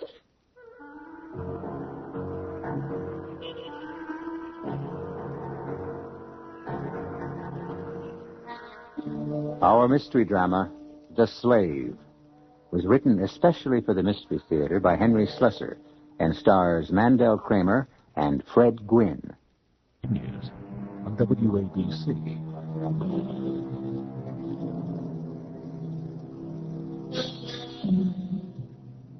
There's a very special sound to a really elegant restaurant. An orchestration of noise composed of good china, fine crystal and silver, murmuring waiters, and chattering patrons. We're in the Windward Restaurant on East 55th Street in Manhattan. And as soon as your eyes become accustomed to the dim light, you'll see a very handsome couple in a booth. The man's name is Corey. The woman is named Inger. If you were able to overhear their conversation, you might gather that tonight may be a very special occasion for both of them. It's kind of hard to believe that it's only a matter of weeks What is? since we first met. Does it seem longer to you? Now, that's what I call a trick question. If I say it seems long, you'll think all the newness has gone out of it. But if I say it seems short... All right. I withdraw the question. No, I'm willing to answer it, Inga. Inga, it seems like I've known you all my life. But what's more important... Well, go on. That's one of those sentences that demand finishing. Well, I've never spoken these words before. I never wanted to. As a matter of fact... Corey, what is it? Oh, nothing. Well, you were staring at something. I just thought I saw someone I knew, that's all. Blonde or brunette? Not a woman, a man. Guy I know. All right, so you saw someone you know. I could have sworn he was out of town. Is that the one? Where? That man crossing the room. It looks like he's heading right for us. Oh, good Lord, it is. It's Ray. Well. What a delightful surprise, Corey. What an absolutely charming surprise. I thought you were still out of town, Ray. Just got back. Been eating in so many ptomaine bars, I couldn't wait to get back to civilized cooking again. Well, do I get an introduction? Oh, sure. This is Inga Williams. Inga, this is Ray Chaffee. Hello. Aren't you lovely, Miss Williams? Why, thank you. Corey hasn't been wasting any time since I've been gone. Have you, Corey? We haven't known each other very long, Ray. As a matter of fact, we were just discussing that very subject. I'll bet he's been keeping you hidden, hasn't he? Been taking you to nothing but nice, dark places where nobody can see you unless they look very, very close. And you're worth looking closely at, Miss Williams. Corey, didn't you say that you wanted to get the check? Oh, yes, that's right. We were just finishing up, Ray. We're about to leave. Oh, gee, what a shame. But, no, you were lucky at that, weren't you, Corey? I might have spotted you before the main course. What did you have? Did you try the blanket de veau? It was very good, but I suppose you had the steak. You never did have much imagination. We both had the steak, Mr. Chaffee. I don't have much imagination either. That's very sweet, Miss Williams. Very sweet of you. And now, Corey, you can leave. Heaven's sake, Ray. You heard me, Corey. Get out. Oh, your credit rating's still good at the Windward, isn't it? Would you stop at the desk and tell them to add my bill to your account? Go on, Corey. Move. Will somebody please tell me what this is all about? Inga, I'm sorry. I've got to leave. I'll call you later at home. You'll do what? I'll phone you later tonight. No, Corey. No more calls tonight. You just go home and go Betty by. Tomorrow, well, we'll see about tomorrow. Corey, where are you going? What do you think you're doing? Please sit down, Miss Williams. You don't have to leave. There's no use you're sitting here alone, is there? Well, I am leaving. Corey wouldn't want you to do that. Would you, Corey? Tell Miss Williams that you want her to stay. Inga, please stay. I'll talk to you sometime tomorrow. Good night. I just don't believe this. Relax, Inga. You don't mind my calling you Inga, do you? Now that we're nice and cozy. Get your hand off my arm or I'll start screaming. See what that does to your credit rating. Wait. Don't go. Good night, Mr. Chaffee.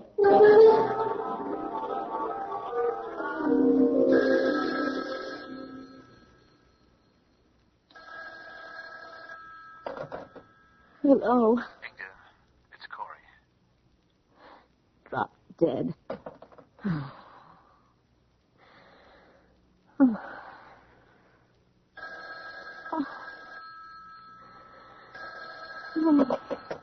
please don't hang up. Please listen to me. It's very important. You can listen to me instead. I have never, repeat, never been treated that way by any man. I've never been so humiliated. If you'll listen to me, maybe you'll understand what happened. Don't you even want to know? Yes, I do want to know. I want to know very much. I don't blame you for being angry. Look, I can't tell you all about it just yet. was in town. I've been rid of him for 6 weeks. His company sent him on a sales trip. Corey, it's 8 o'clock in the morning. Last night was a very bad joke, but I am not awake enough to listen to any apology. Hey, will you have lunch with me? No. Please, I have to see you. It's important to me. Well, I don't feel like it. We still have some unfinished business from last night. All right. I'm too sleepy to argue.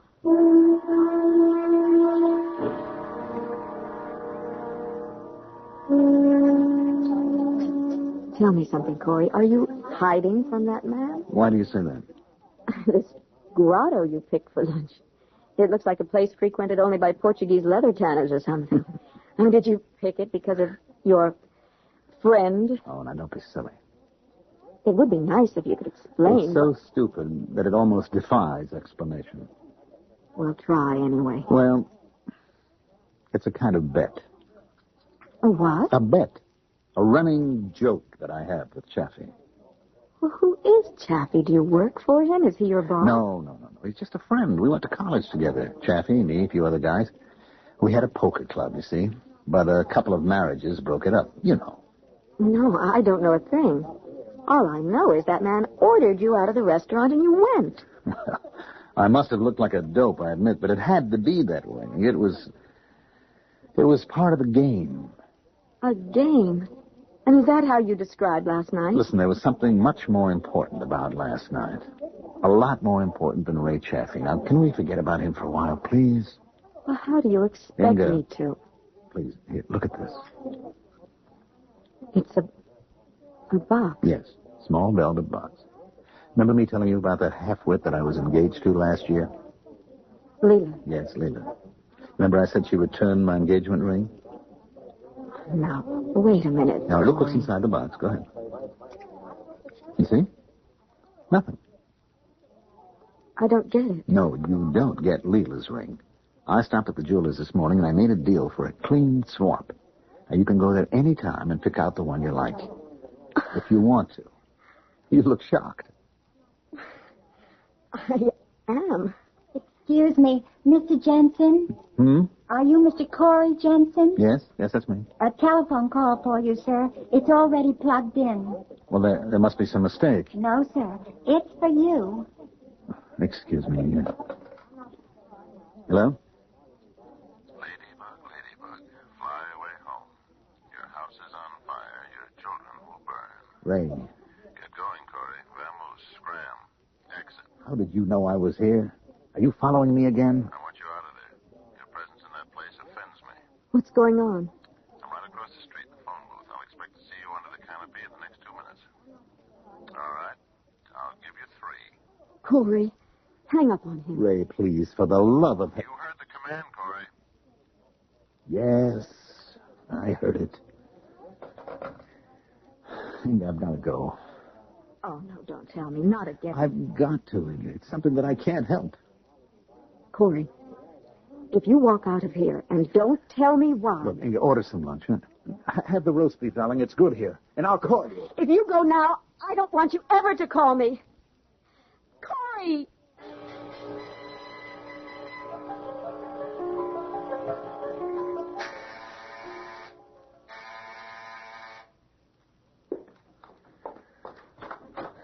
Go ahead, slam the door in my face. I really should do exactly that. And I wouldn't blame you. On the other hand, if you let me in, I'll tell you the whole story. I wanted to tell you the whole thing before, but I couldn't. That was part of the deal. I had to get Ray's approval. So I went to him this afternoon, and he okayed it. Well, how nice of Ray. He even liked the idea of your knowing.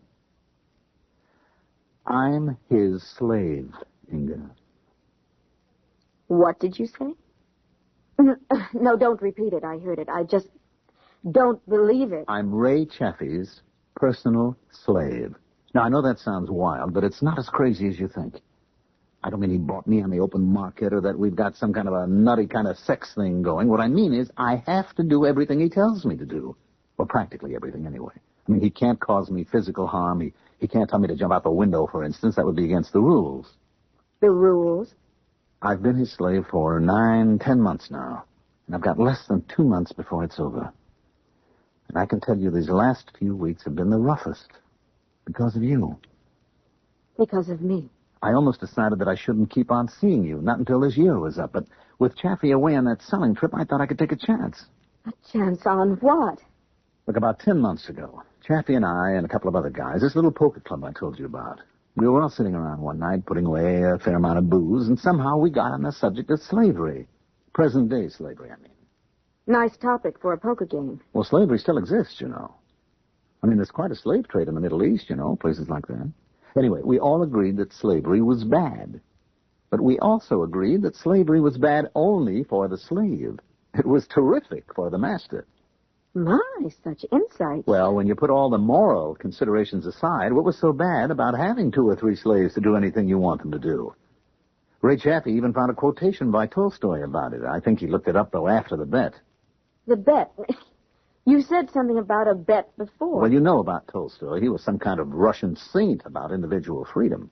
Only he wrote in his diary that slavery is an evil, but an extremely nice evil. But it is evil. Sure, because it's involuntary. Slaves don't want to be slaves. If it were voluntary, if you closed that moral gap. Is that what you did? Volunteered to be a slave? Well, in a way. That's how the evening ended, in a kind of bet that Chaffee and I made with each other. Chaffee bet that I couldn't survive as his personal slave for a solid year. Now that year's almost over. I win, he loses, and things go back to normal. But I can't quit now, Inga, don't you see?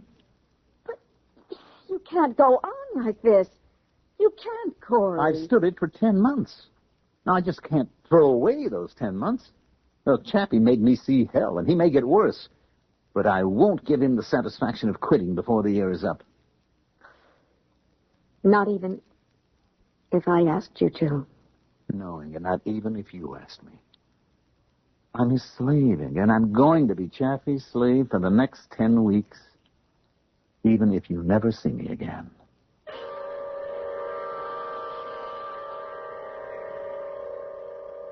Well, who would have thought that slavery was still alive, right in the heart of New York City? We've heard of wage slaves, love slaves, and other varieties, but Corey Jensen seems to be the genuine article. The question is, will Ray Chaffee want him to survive the next 10 weeks of slavery? What will he do to make him change his mind? I'll be back shortly with Act 2. Back to the Mystery Theater on WABC.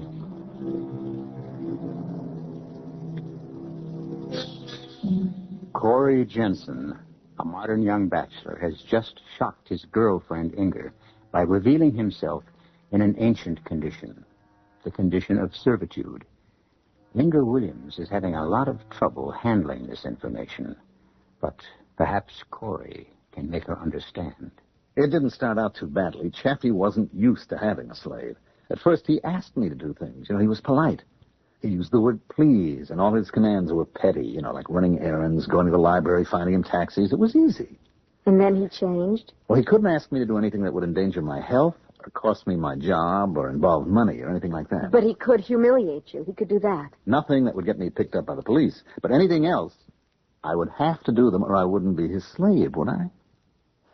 I mean, a slave gives unquestioned obedience. That's the heart and soul of it, the inability to refuse the master's orders. But it took Chaffee a long time, almost half a year, to find the joy in it. The joy? Yes. There is a joy in it, Inga. Almost an ecstasy. It's more than the convenience of someone doing your bidding. It's power. More direct, more satisfying than any other kind. The raw, immediate power of one human being over another. You know what I think? I think you're children, 2 stupid kids who ought to be spanked. Anyway, after 6 months, his commands started getting tougher and more frequent. That's when we stopped being friends and became what we are now, master and slave. Nothing but that. And that's when he started to really enjoy it. Corey. Yes? Do you love me? Inga, don't ask me to quit. Please. It's not possible. I mean, do you think those restaurant things were bad? There have been worse. I've done every kind of dirty job for Chaffee. I've been his valet, his butler, his cleaning woman. He's broken me up with every girl I've dated. He even tried to take them over. He even told one of them what I was to him. I thought the ground rule... They only apply to me, not to him. The master doesn't have to keep secrets. Only the slave. And he told this half-wit girl... Leela? Yes. And maybe Chaffee did me a favor there, but I won't forget the way he walked in on us. And told her that you were his slave? He told her and he proved it. Made me crawl in front of her. And that half-wit laughed. She thought it was funny. Hilarious. She asked Chaffee for a piece of the action. She wanted to play, too.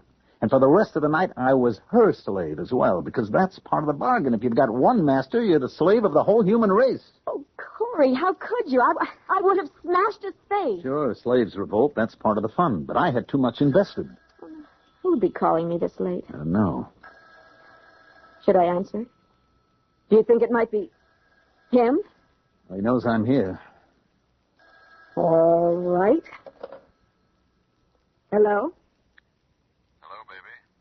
How are you? Is our little boy crying his heart out to you? Hello, Mr. Chaffee. I'm delighted you called. Delighted. It gives me a chance to tell you what I think of you. Save it. Let me talk to Corey. Not until you hear me first. Sweetie, you bug me and I bug him, Dick. Corey, you better take it. Hello? Did you tell you? Yes, I told her the whole thing. About the bet. You said I could. That's not what I'm talking about. You know what I mean. No? I haven't told her. Do it then. Right now. Let me hear you do it. All right. Inga, Yes? Ray wants me to leave now, but he doesn't want you to be lonely. He says he'll be glad to come up here and keep you company. He says, Go on, Corey. he says he knows a way to keep you warm and happy. Corey. Inga, I'd appreciate it if you would. I can't force you, but I'd look on it as a real favor if you'd let Ray come up now. Corey, get out of here. Get out of here right now.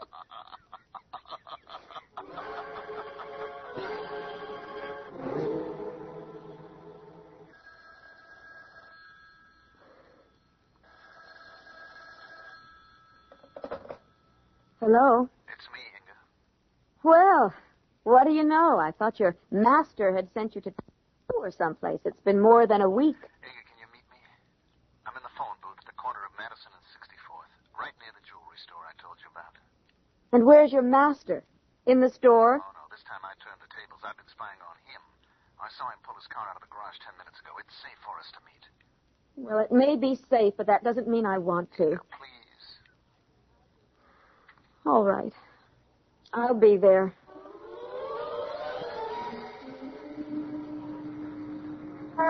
Nine more weeks, Inga. That's all. Just 9 weeks, and it'll be over. Now, here's what I figured out. I won't see you again until then. I won't even try. But it's so unfair. It's the only way. I'll tell him we've broken up. Then he'll leave you alone after that, unless you've met someone else in the meantime. Oh, you fool. Do you think that I want someone else? Darling, let's go to that jewelry store. Let's go right now. Maybe if you have that ring on your finger, it'll make a difference. Oh, Corey. It's just so beautiful. I can't stop looking at it. I can't stop looking at you looking at it. Oh, look at the way it catches the light from the street lamp. It's catching the light from your eyes. Oh, Corey. I love you so much. I love you too, darling. Uh-oh. What is it? A car in front of your apartment house. Is it his? Yes. I better go. Please, don't. He might be waiting in the lobby or upstairs in the hall. I'm afraid of him, Corey. You don't have to be, darling. He doesn't have any hold over you. If he starts anything, tell him you'll call the police. If he threatens me, tell him you don't give a damn, that we've broken up. It's all so horrible. I'll call you later, darling. Good evening, Miss Williams. I wonder if you've seen our friend. No, I haven't seen your friend. And I don't want to see him. Ah, then maybe you're in the market for a new friend. Good night, Mr. Chaffee. Don't go yet, Miss Williams. Please, tell me where you're keeping the laddie. I know you two are still together. Where is he? Hiding under your bed? All right, why don't you come inside and see for yourself? There's something that I want to ask you anyway.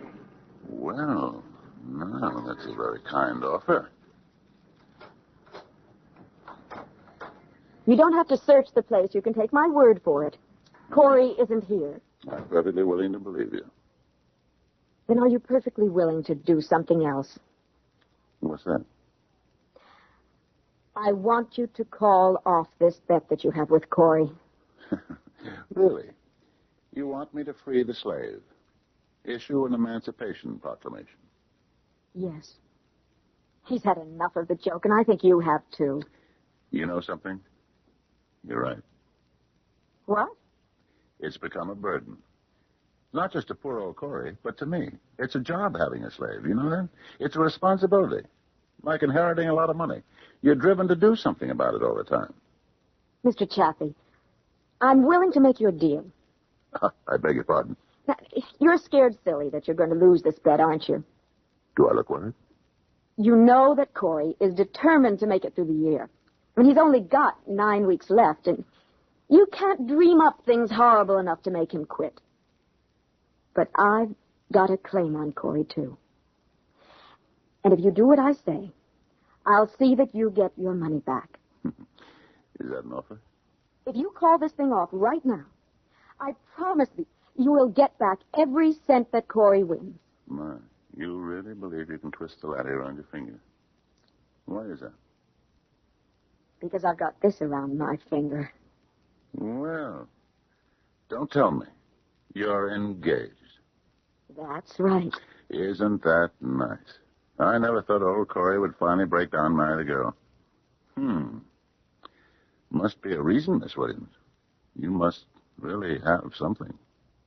I have Corey. And I swear to you, you won't lose a thing if you call off this nonsense. Money. You really think that's all I care about? Why not try another form of persuasion? Stay away from me. I'd certainly like to know what it is about you that Corey finds so irresistible.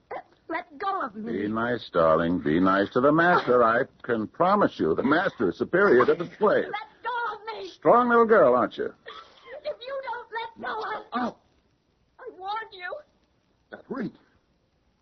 You cut my eye. Get out of here. My eye. You could have blinded me, you stupid woman. You better go have it taken care of, Mr. Chaffee. And you'd better go right now.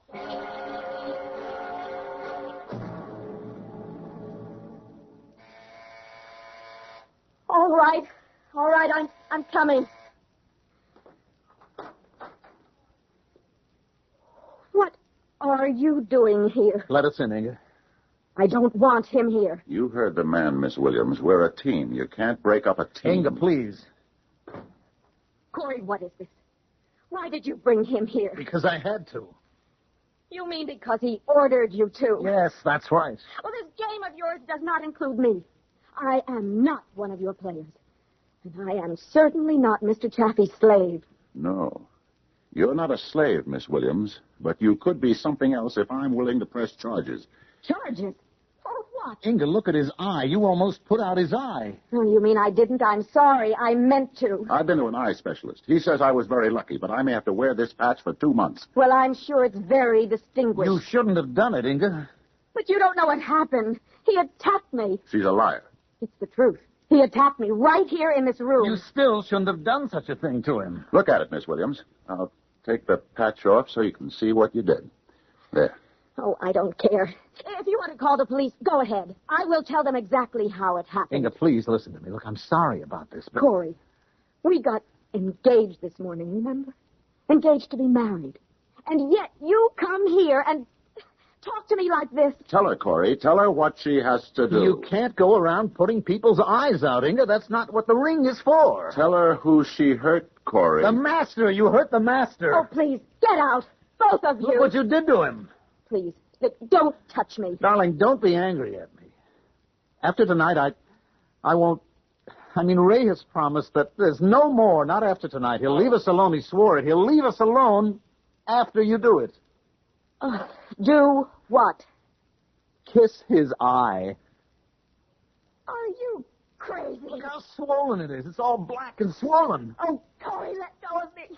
You're hurting my arm. You shouldn't have done it, Inga. Now you have to kiss it. Let me go. Kiss it, Inga.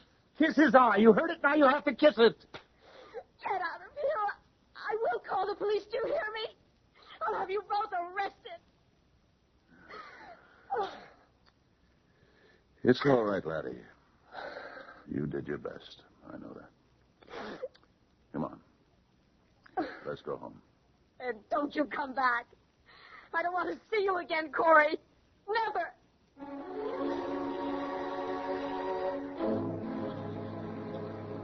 They say one of the most destructive forces in romance is a triangle. But the triangle responsible for this romantic disaster is unusual indeed. One girl, one slave, one master. But are Corey Jensen and Inga Williams really finished? Will love find a way despite the chains of slavery? I'll be back shortly with Act 3. Return to the Mystery Theater on WABC. The time is 8 weeks later. These have been difficult weeks for Inga Williams. And the memory of that night in her apartment is as vivid an injury as Ray Chaffee's swollen eye. But in all likelihood, Mr. Chaffee's wound has healed by now. Inga's hasn't. Come on, Inga. I know you want to talk about it. Why else did you ask me to dinner? I wanted company, that's why. You usually prefer male companionship. Did you and Corey break up? Yes, weeks ago. And you never said a word to me. I've hardly said a word to anyone on any subject. I've been living the life of a hermit. But why? I mean, was it really rough? Did he throw you over for some other woman? No, not another woman. We just decided to call it quits. If you think that's enough of an explanation. I doubt that you'll believe the real explanation. He's somebody's slave, Sylvia. What? He made a bet with a friend of his that he could stand being his personal slave for 1 whole year. Go through all the humiliation of it, of jumping through hoops for him, obeying every order no matter how crazy or embarrassed. Good Lord. I mean, I don't know how much money's at stake. A lot, I suppose. And Corey is probably going to win it. I hope he is happy with his prize. Inga, you're not making this up, are you? It's true. I have been living with this nightmare for almost 3 months. No, that isn't quite true. I've been out of it for the past couple of months. I haven't seen Corey all this time. I've only heard from him once. I still carry the letter with me. Do you want to see it? If you want to show it to me. Here. Read it. Dear Inga, I know you hate me now. Does it make any sense to say that I love you? The chains come off on Sunday, October 28th. I'll call you then. I won't blame you for anything you say to me. Corey. The chains? That's what I said. Corey's been wearing those chains. That's why I am not wearing his engagement ring anymore. Inga, don't you think that was kind of foolish of you? What do you mean? Breaking up with him over a silly bet. There was nothing silly about it. It was the most disgusting thing I've ever witnessed. You've no idea how horrible it was. All right, so Corey's still a college boy at heart. But he's really cute, Inga. And he's a bachelor. And he earns good money. He'll earn even more money on October 28th, but I don't care. October 28th? That's tomorrow. Yes. Then the whole thing will be over. What's to stop you two from getting back together again? I can't, Sylvia. Believe me. After what's happened, it would be impossible. But why? I mean, don't you like him anymore? Were you in love with a guy or weren't you? Yes. I was in love with him. And you still are. I can tell you're still crazy about him. Forget it, Sylvia, please. You haven't forgotten him, obviously. I have. I try not to think of Corey at all. Honey, Can I ask you just one question? What? Why did you ask me to dinner? Well, why not? I mean, why choose tonight? Is it because of tomorrow? Because Corey is going to phone you tomorrow? I've no idea if he's going to call. His master may have sent him to Africa by now. He's going to call you. He said so in his letter. Well, that was written weeks ago. You want to know what to do when he does call. You want somebody to tell you what to do. No, Sylvia, I've already made up my mind about it. You want someone like me to tell you not to be stupid, to tell you that men like Corey Jensen don't grow on trees. Well, listen carefully, honey. Men like Corey Jensen don't grow on trees.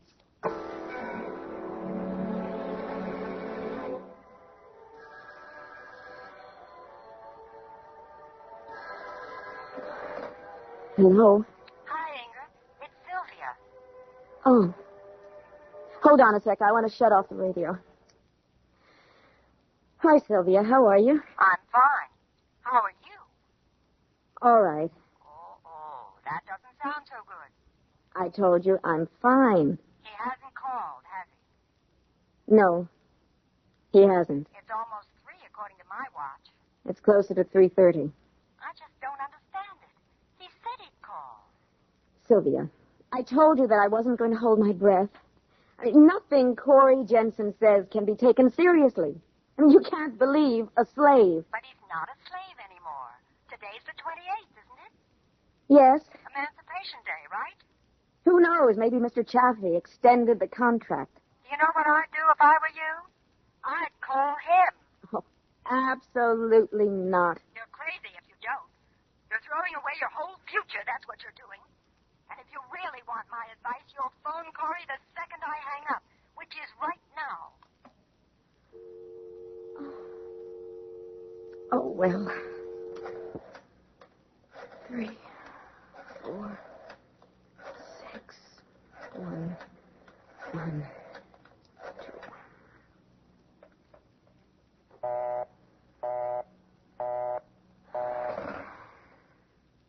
I wonder if he's trying to reach me.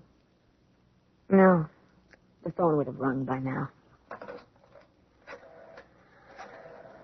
4, 6, 1, 1, 2. Oh, damn.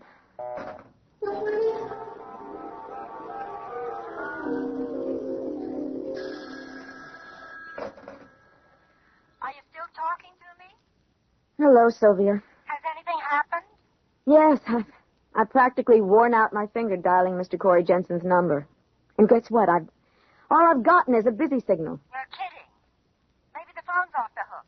No, I had the number verified. The operator said there was someone talking. Man or woman? They don't give out that kind of information. For Pete's sake. Well, you're not going to let that spoil things, are you? Well, what can I do about it? That's simple. You can go over there. What? You know where Corey lives. You can go to his apartment. You can ring the doorbell. One thing about doorbells, they don't give off busy signals.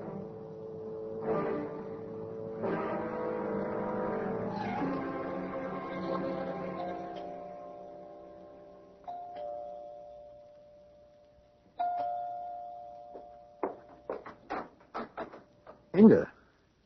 Hello, Corey. I'm sorry to surprise you this way. No, it's okay. It's okay. It's just that I'm on the phone right now. Come in. I just feel like an idiot coming over here, but you did say that you would call me today. Yes, I was going to call you. I was going to call you just as soon as I got some things straightened out. Look, I've been on the phone for hours. I know you have. Please, darling, I can't talk just now. I have to get back to the phone. Go ahead. Don't mind me. Oh, thanks. Hello, are you still there? Damn it, they hung up. Look, I'll have to call them back. Why don't you fix yourself a drink or something? Corey, if you'd rather I left, I will. No, I don't want you to leave.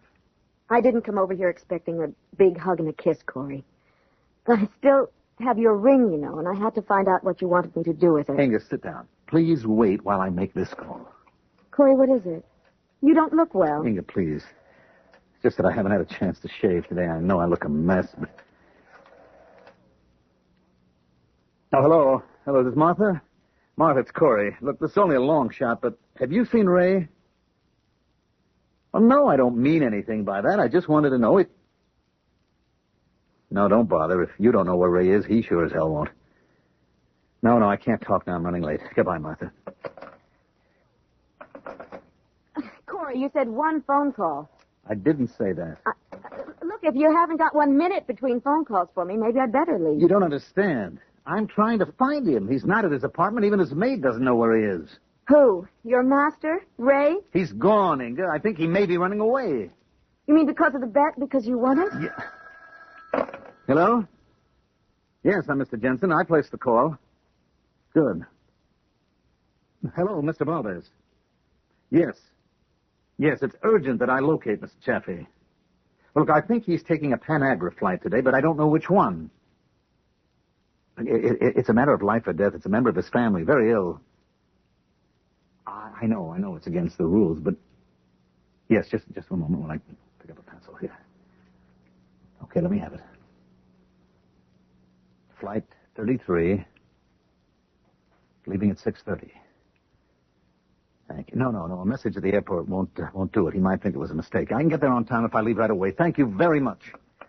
It's true. He's cheating me. Did you hear that? He got himself an assignment in South America. South America? You remember that selling trip Ray went on? Well, it was a lie. He was in South America. I got it out of his secretary. He was setting up a job down there, preparing his line of retreat in case he lost the bet. Did he lose that much money? Look, Inga, I've got to go. I've got to get to the airport. But that's insane, Corey. I mean, giving up everything he has because of a stupid bet? Please don't hold me up. But why is he so desperate? Corey, how much money was involved? Who said it was money? But you bet, Ray Chaffee. You told me about the bet that you two had. Yes, there was a bet, but I never mentioned money. That was your conclusion. But it wasn't what you're thinking. It was more like a swap. What? A swap, a bargain, an exchange. Oh, good Lord. Oh, now you really think I'm sick, don't you? Well, think what you want. Only I'm telling you this, Inga, he's not getting away with it. He's had his year, and now I get mine. A year? You mean he is your slave now for a year? That's right. Chaffee's going to pay his debt. He made me pay, now it's his turn. Now I've got the hoop and the whip, and he's going to jump. Oh, Corey, don't do this.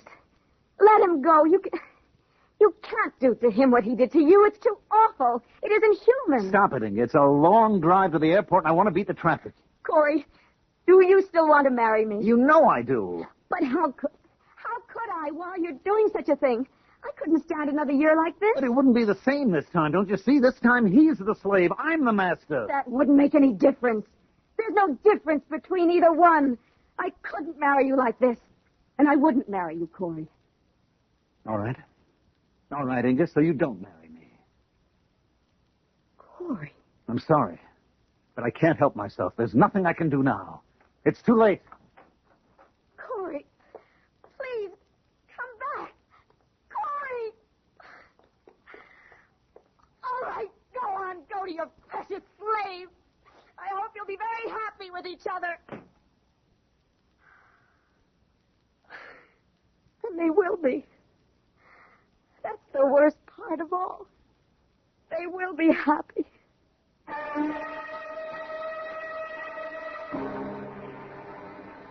Yes, Inga Williams was right. Slavery makes slaves of the masters, too. That's why the system never worked so many years ago. But for Corey Jensen and Ray Chaffee, the system goes on. And they're welcome to it. I'll be back in a moment. Now, the Mystery Theater returns on WABC. We're sorry that our love story has to come to an unhappy ending.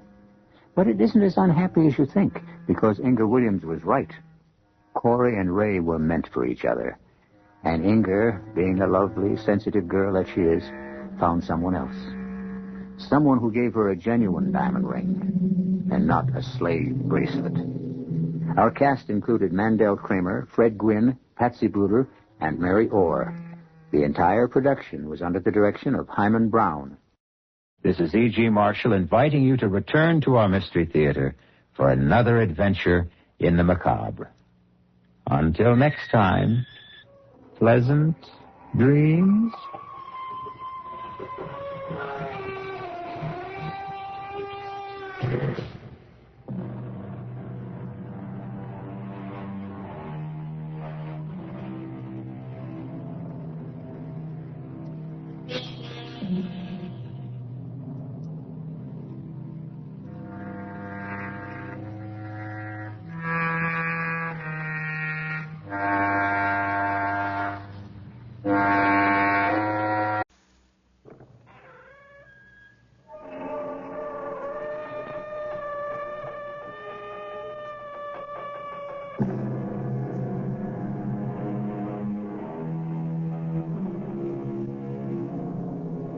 Come in. Welcome. I'm E.G. Marshall. My foothold is tenoned and mortised in granite, said Mr. Walt Whitman. I laugh at what you call dissolution, and I know the amplitudes of time. The amplitudes of time. Yes, indeed. There is so much time. So much has gone by. So much is yet to come. Was there ever a beginning? Will there ever be an end? Or does it stretch from the indefinite past to the infinite future? When is Flight 703 leaving? 703? Oh, it's been canceled.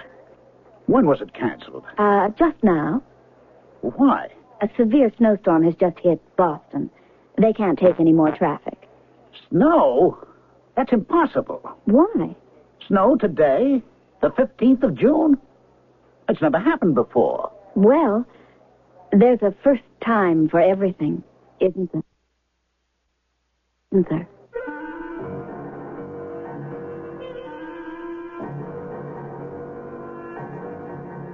Our mystery drama, The Good Times Express, was written especially for the Mystery Theater by Sam Dan and stars Ralph Bell and Roberta Maxwell. I'll be back shortly with Act One.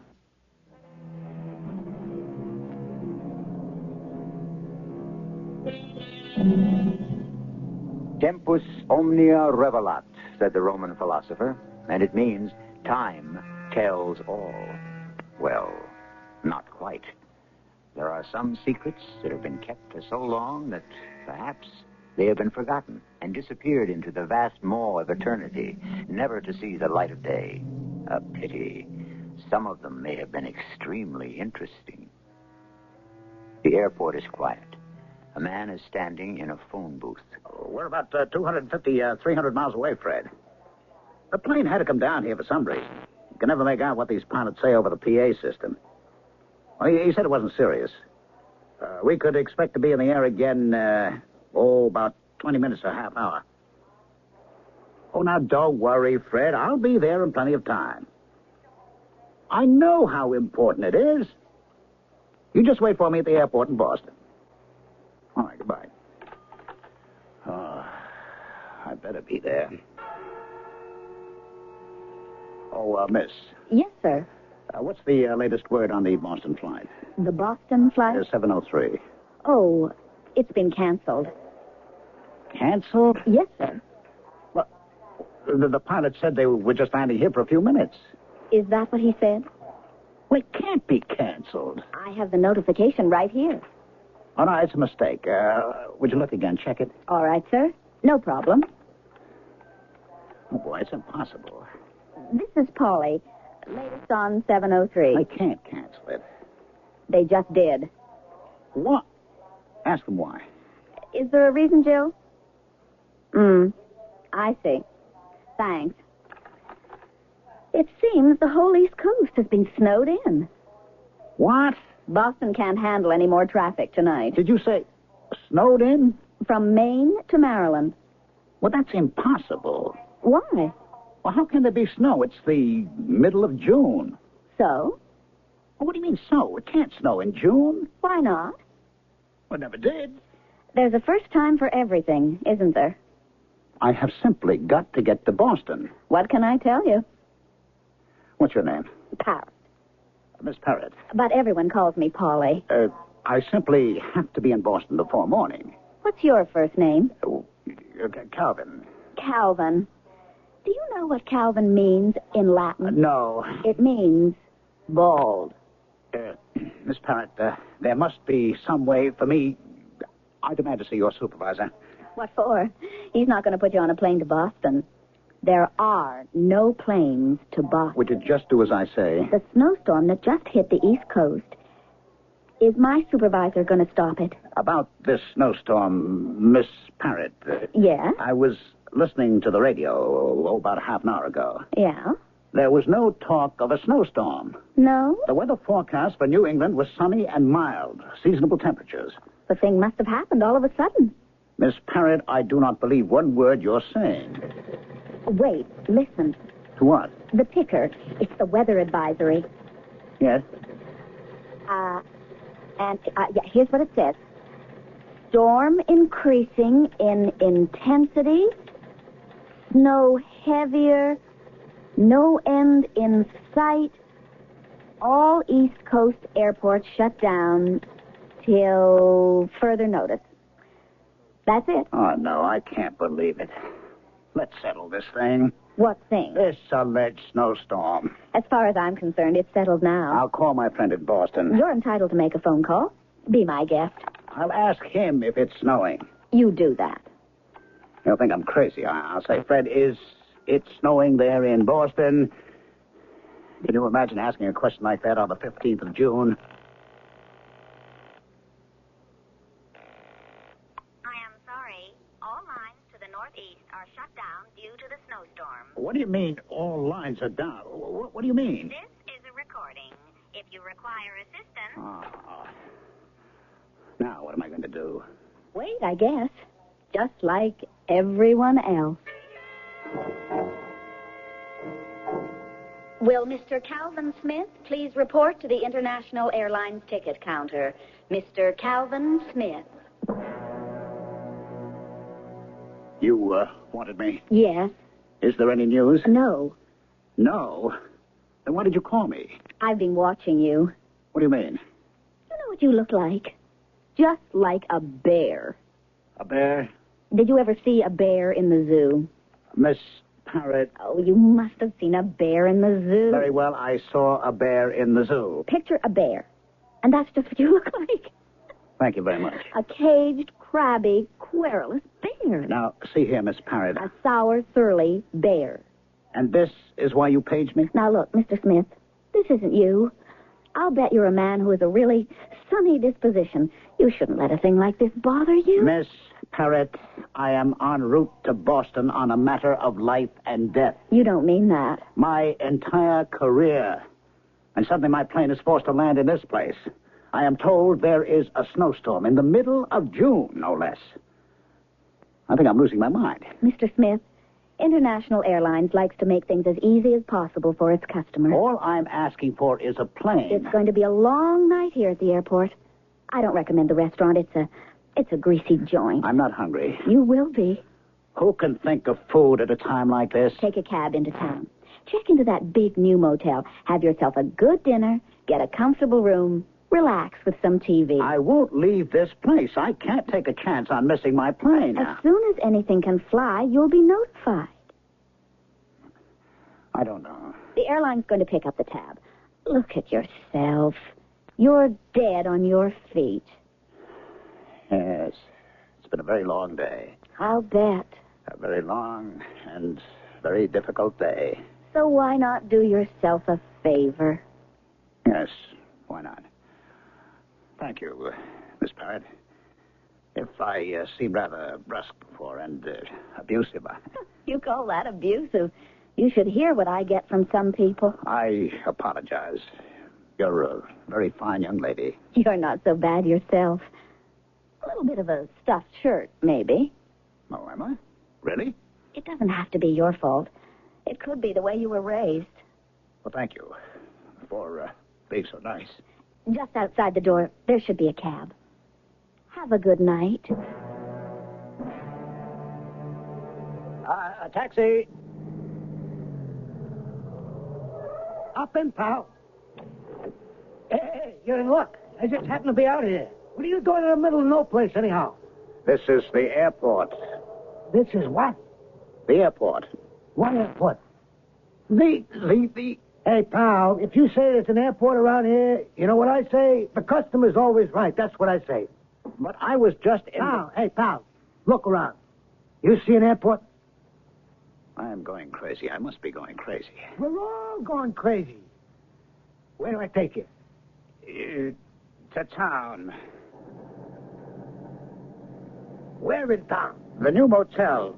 Now, wait, there was an airport. What new hotel? We ain't had a new hotel around here in 20 years. I suppose she meant the newest one. Well, how about if I take you to the best one? Well, all right. I suppose... I wish I knew. You wish you knew what? It's nothing, it's nothing. I must be a little feverish. Oh, you want to see a doctor? No. There's only one cure for what must be bothering me. If I can get to Boston before tomorrow morning.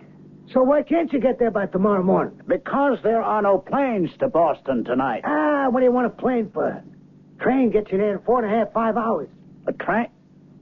Is there a train? Well, how do you think people travel, huh? I didn't think there was a train to Boston. Can I still make a train tonight? I could get you to the station and you can make the Good Times Express. The what? The Good Times Express. It goes to Boston? If that's where you're going, that's where she's going. Well, I didn't think there were any more regular trains. Oh, hey, pal, where you been? Where have I been? I suppose I've been very busy.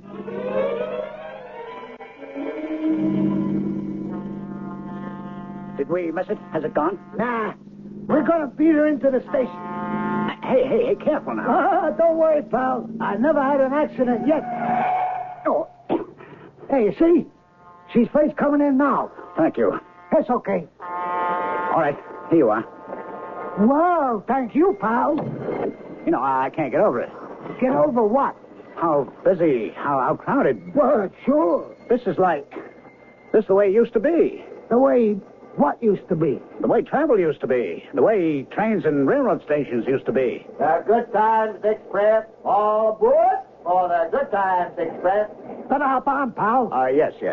Aboard. Hey, pal. Have a good trip.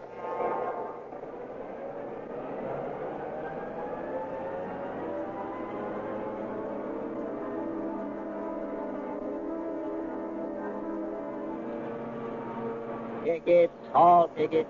Your ticket, sir? Conductor, I didn't have a chance to buy one. What's your destination? Boston. That'll be $7.20. For a ticket to Boston? That's very cheap. Is that a fact?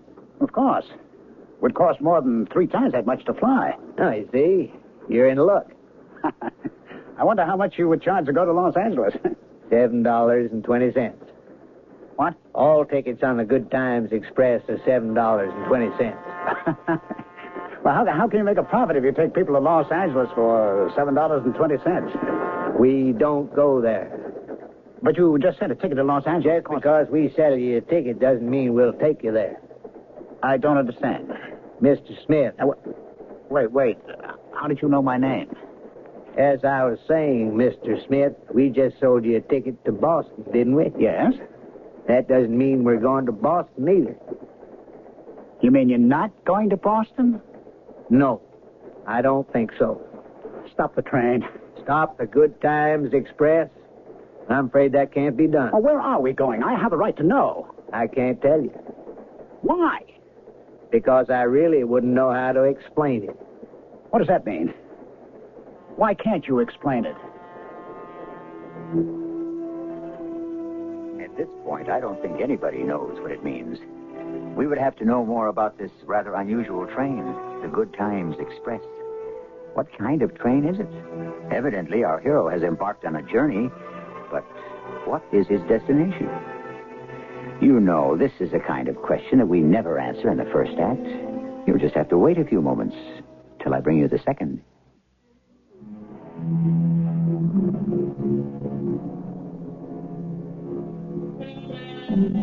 As a rule, there seems to be a logic to life. Events appear to follow a predictable pattern. We know who we are, we know where we are, and we know what time it is.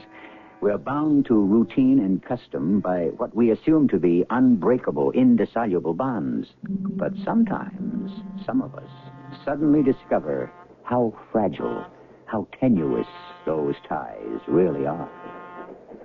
You're the conductor of this train? Yes, sir. And you don't know where it's going? Oh, I know where it's going. Then why don't you tell me? Because you wouldn't understand. Sir, I am a physicist. I'm aware of that. How would you be aware of it? Were you about to make a point, Mr. Smith? I am a physicist. I have the ability to comprehend all sorts of complicated concepts. I'm sure you have that ability. Then there is no reason not to tell me. Enlightenment comes in one of 2 ways. First, there's that which we are told. Second, There is that which we discover. Sir, all I want to know The is... second is the deeper, more lasting. I am asking a simple question.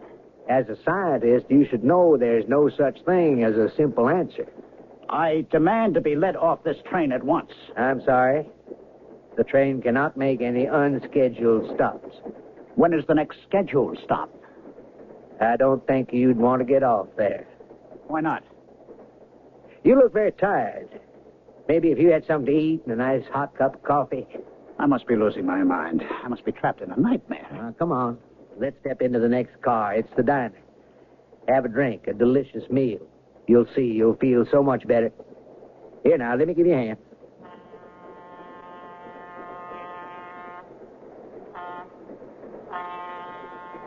Oh, my, the diner is crowded this evening. Conductor, Oh, look, there's an empty seat at the table where the young lady is sitting all by herself. But I'm not hungry. Oh, sure you are. Miss, you mind if this gentleman joins you for dinner? No, not at all. It's you. Me? The girl at the airport ticket counter. Oh, I'm sure you must be mistaken. Your name is Polly. Polly? Polly Parrott. That's quite a name. Look, please, help me. Are you in trouble? Yes. What kind of trouble? I don't know. Then how can anyone help you? I was in the airport just about half an hour ago. Yes? My flight to Boston was canceled. And? Oh, why do you ask? You know about it. I do? You were the girl behind the counter. What's your name? Oh, you know my name. It's Calvin Smith. My name is Melisande Morris. But you said... You look like a very troubled person. I sure am. Why do you insist I was some girl at an airport ticket counter? Because... All right, look. Let me tell you the whole story without any interruption. All right? All right. No matter how crazy it sounds, just let me finish, will you? You promise? I promise. All right. As I said, my name is Calvin Smith. At 6 p.m. this evening, Tuesday, June the 15th, I was in the airport. What were you doing in the airport? The plane had to come down for some minor repair. What were you doing in the plane? I was flying to Boston. From where? Los Angeles. Why? You promised not to interrupt. You said you would tell me the whole story. The story begins in the airport. The story begins before you got on the plane. I was going to Boston on business. What kind of business? Wait, but that's not important. Then you don't want to tell me the story. I have an appointment to sell a game. A game? A game, a children's game. Well, adults will like it also. I have to see these people at a toy company. A game? You have no idea how much money there is in these things. I wouldn't doubt it. I teach physics at the university. Do you realize how little teachers are paid in our society? Yes. It's this whole distorted sense of values, you see. That's the way it's always been. This game is called Bomb-O. It's called what? Bomb-O. You know what a bomb is? I think so. All right. Well, each player picks a country, and I have a specially designed computer that can enable the player who takes the basic logical steps to annihilate the rest of the world. Annihilate? That's a figure of speech. I would hope so. This especially designed ray, you see, zaps around the board and electronically knocks over all the enemy cities. It's quite realistic. Really? Oh, I know what you're thinking. Do you? That I have no business creating this kind of... That's for you to decide. I'm tired of being poor and a nobody. And this is how you employ your splendid knowledge. Huh. Splendid knowledge, eh? What's splendid about knowledge? What has our awesome scientific knowledge done for the world? It would be better if we never had any. New York. We're coming into New York. New York, the next stop. All passengers for New York. New York? I want to go to Boston. Do you really want to go to Boston? What have I been telling you? We're coming into Grand Central Terminal. This is where I get off. You're leaving? It's been nice talking to you, Mr. Smith. I'm getting off, too. Why? I can go right to Kennedy Airport. There is no Kennedy Airport. My dear miss, what did you say your name was? Morris. Melisande Morris. Kennedy Airport is on the eastern border of New York City, formerly called Idlewild. It was renamed... But right now it doesn't exist. Not yet. What do you mean, not yet? Because this is 1937. 1937. This stop is 1937. What are you talking about? Come on, let's get off the train. How can it be 1937? Listen. Oh, come on. But you... Oh, everybody's here on the platform. What is this? Oh, there's Benny Goodman and his orchestra. And waiting to play, Glenn Miller and Hal Kemp and Duke. That's Duke. Where are we? Where I always wanted to be. Back in 1937. 1937. Oh, how my mother and father used to talk about it. And all the bands, the shows. Life was so easy and wonderful. Listen to the band. 1937. Hey, they're all here. Everybody's here. Look, there's Joe DiMaggio. He's going to get a hit in 56 straight games this year. And there's President Roosevelt, FDR himself, and Charlie Chaplin, and George Gershwin, and Joe Louis. I can't believe it. Believe it. Enjoy it. Stay here. Here? Here, in 1937. But I want to go to Boston. Stay here with me. But this isn't my time. It wasn't mine either, but it can be. 1937, it won't stay here forever. How do you know?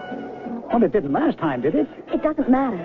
1937 will become 1938 and 39 and 40 and the war. What war?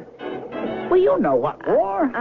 You and I, we weren't born, but we read about it in the history books. World War II. No, I don't remember.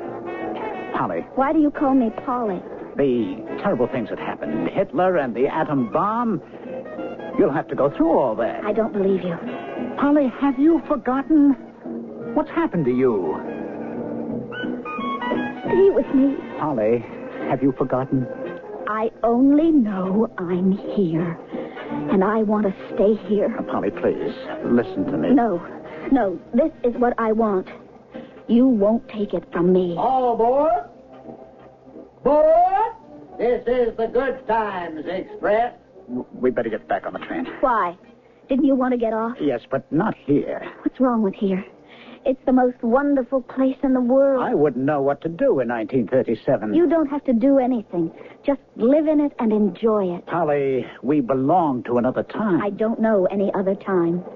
I don't remember any other time. Who are you? What are you saying? You know who I am, and you know what I'm saying. You must be crazy. Keep away from me. Keep away, or I'll call a cop. All aboard! Wait for me. This is the Good Times Express. Wait for me. Wait!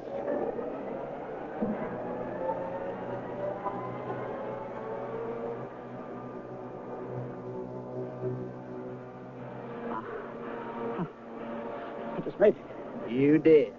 I never ran so fast. Why? I thought you couldn't wait to get off the train. Well, I wasn't going to get off there. What's wrong with New York? Well, that was 1937. What do I want to go to 1937 for? Well, where do you want to go? Where? I haven't thought about that. That isn't true. For the last year, maybe more. That's all you have been thinking about. No, Why do you think you're here on the Good Times Express? I don't know. What do you think the Good Times Express is? I don't know that either. Oh, yes, you do. You don't want to admit it to yourself just yet. Admit what? I was on a plane from Los Angeles to Boston. Suddenly the plane was forced down. I found myself in a... We all know that story by now. All right, tell me. Just tell me one thing. Am I dreaming? Is this a nightmare? As a scientist, you should know there are no simple answers. For instance, what is a dream? Oh, no, don't start that. Well, you asked me a simple question. What's happening? What's happening to me? Only good things are happening to you. Good things? You're on the Good Times Express. But where am I going? Mr. Calvin Smith, you know very well where you're going.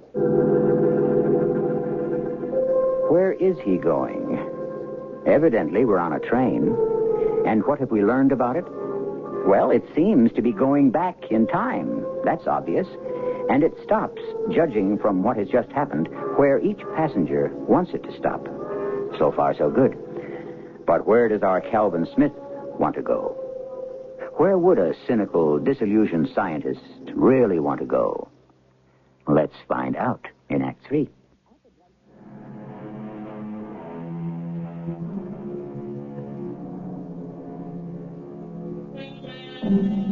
A fine wind is blowing the new direction of time, sang the poet. Well, we can't vouch for the wind, but something seems to have set time in a different direction as far as our story is concerned. One day, our hero Calvin Smith was living his life, as usual, in the here and now. Suddenly, he is on an express to, well, where? You keep telling me that I know where I'm going. That's right. Why do you insist on it? Why do you deny it? Oh, no, this isn't a dream. Who said it was? Because I would have awakened long ago. Just let me know where you want to get off. No, don't you do that to me anymore. You know where I wanted to get off, Boston. I had to be there by morning, only now I'm not sure which morning anymore. Boston? It's our next stop.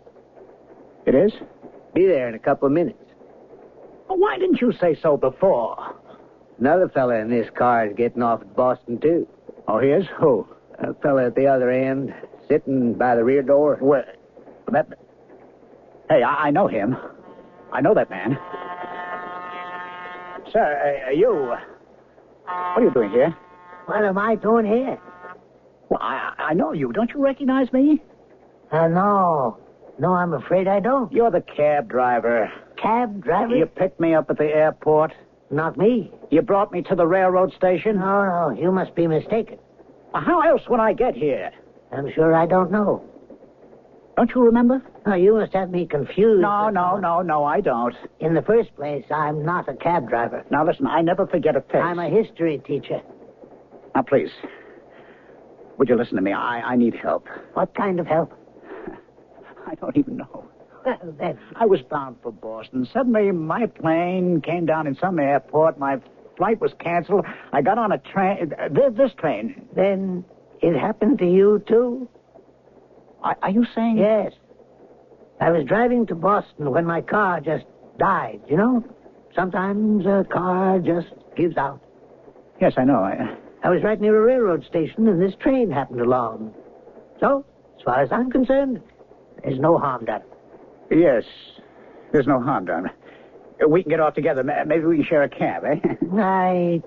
I don't think so. Why?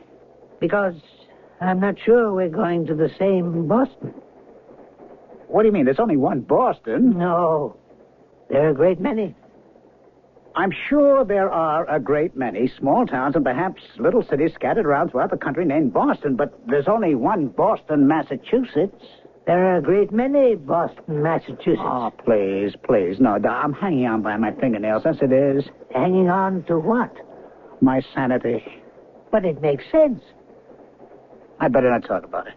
Would you say that the Boston of 1975 is the same as the Boston of 1875? Probably not. Agreed. And how about the Boston of 1775? Isn't it a completely different? Yes, all right. That's where we're stopping. At the Boston of 1775. You can't be serious. Why not? Why should we be going to Boston of 1775? Because that's where I want to get off. Why? I think it's been downhill ever since. What's been downhill? Everything. I teach history. And never was there such glory as in the year 1775. Now, wait a minute. The Battle of Bunker Hill. Yes, that's right. Actually, it was Breed's Hill. This was the greatest moment in American history. Indeed, in the history of freedom itself. There, the decision was made by men, ordinary men like ourselves. Farmers, lawyers, shopkeepers, mechanics, school teachers. Hey, you come with me. Go with you where? To Breed's Hill, overlooking Boston. Do you know what day this is? 15th of June. General Gage is trying to stop us, but we're fortifying the heights. Now, the day after tomorrow, on the 17th, General Gage is going to send General Howe up Breed's Hill in a frontal attack. Yes, I know. I read about it. You know. But do you understand? 3,000 of the best regular troops in the world are going to march up the hill. Do you know why? Not really, I suppose. Because they have contempt for us. Because they think the shine of the sun on their bayonets will scatter us like rabbits. Ah, these arrogant British. Have they ever a lesson to learn? Look, come with me. We'll help teach them. I don't think I can. I read about it so many times, and now I'm going to see it. Now I'll be part of it. Howe himself. Oh, he has courage. He leads the march up the hill. All Boston is watching. The redcoats advance. 200 yards from the trenches. 100 yards. Silence. And then, at 50, we open fire with everything we've got. Hunting rifles, shotguns, pistols, and we shout, "Are we cowards? Are the Yankees cowards?" Yes, that must have been a splendid sight. The British are bewildered. They're about to break and run down the hill, but Howe rallies them. You can see him. His white breeches are spattered with blood. And they try it again. And again we teach them a bitter lesson. We fire till the guns are too hot to hold. Till every ounce of shot and every grain of powder is gone. Boston, this station stop is Boston. Come with me. No, I can't. Where else would you rather be? Is there another place in all the world, in all of history, that's nearly as exciting? Is there? Is there? Yes. This is Boston. Passengers getting off at Boston. Well, goodbye. Goodbye. You'll never know what you're missing. I would go with you, but I... But what? I have to save the world. Goodbye. This is the Good Times Express. All aboard.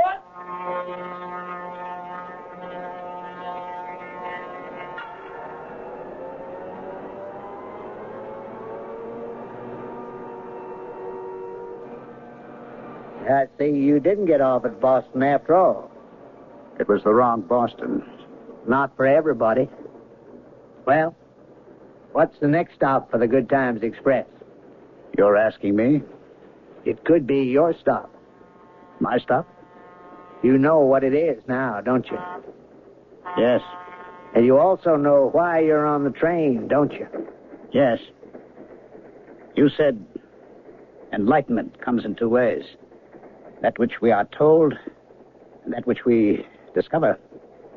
The second way is the best. And are you enlightened? Yes. Now you can stop fighting it. You can stop doubting yourself, your sanity, wondering if this is a dream. You know now you're fully awake. Yes. Before I take you to your stop, tell me why you're here. Because I'm unhappy. Why are you unhappy? I feel that science has... Say it. I feel that science has betrayed the world. That's a terrible indictment of science. It's not the fault of science. And the scientists. No. Scientists are only human. They will make mistakes. The true blame belongs to knowledge. Knowledge? Knowledge, yes, you see. Human beings cannot live with knowledge. That's a terrible indictment of human beings. It's not the fault of human beings. It's the way they're made. And knowledge is to put the uses that human beings cannot control. Then you want to destroy knowledge? Oh, no. No, it cannot be done. Then what do you want? I want human beings to live as if there had never been any such thing as knowledge. But how is that possible? Let the human race live in harmony with the world, with nature. Let humanity enjoy the earth and all its fruits without the corruption, the corrosion, the deadly infection of knowledge. Knowledge which breeds envy and avarice and murder. Are you sure that's what you want? I have received the best, the most advanced knowledge this world has developed. And I will tell you, the evil far outweighs the good. In the end, knowledge will enable man to destroy himself. And this world completely. Where do you want the Good Times Express to take you? To a time and a place where there was no knowledge. Yes. To the Garden of Eden. Let me be that human being in the Garden of Eden. Why? Because I will be able to change the fate of the world. How? I will know better than to eat that apple. How will you know better? Once you're in the Garden of Eden, you'll forget why you came there. You will have no knowledge. Perhaps I will have no memory, but I'll have a logical mind. I will understand those things that must be obeyed. Well, this is the Good Times Express. You paid for your ticket. You're entitled to your ride. You can take me to the Garden of Eden? Right. Look, we're just pulling in now. Garden of Eden. This station stop is the Garden of Eden. Check the overhead racks to make sure you have all your belongings. I say that because it's regulations. But, of course, you won't have need for any luggage. Have a nice day. All passengers, watch your step, please. Getting off. This is the Good Times Express. Good.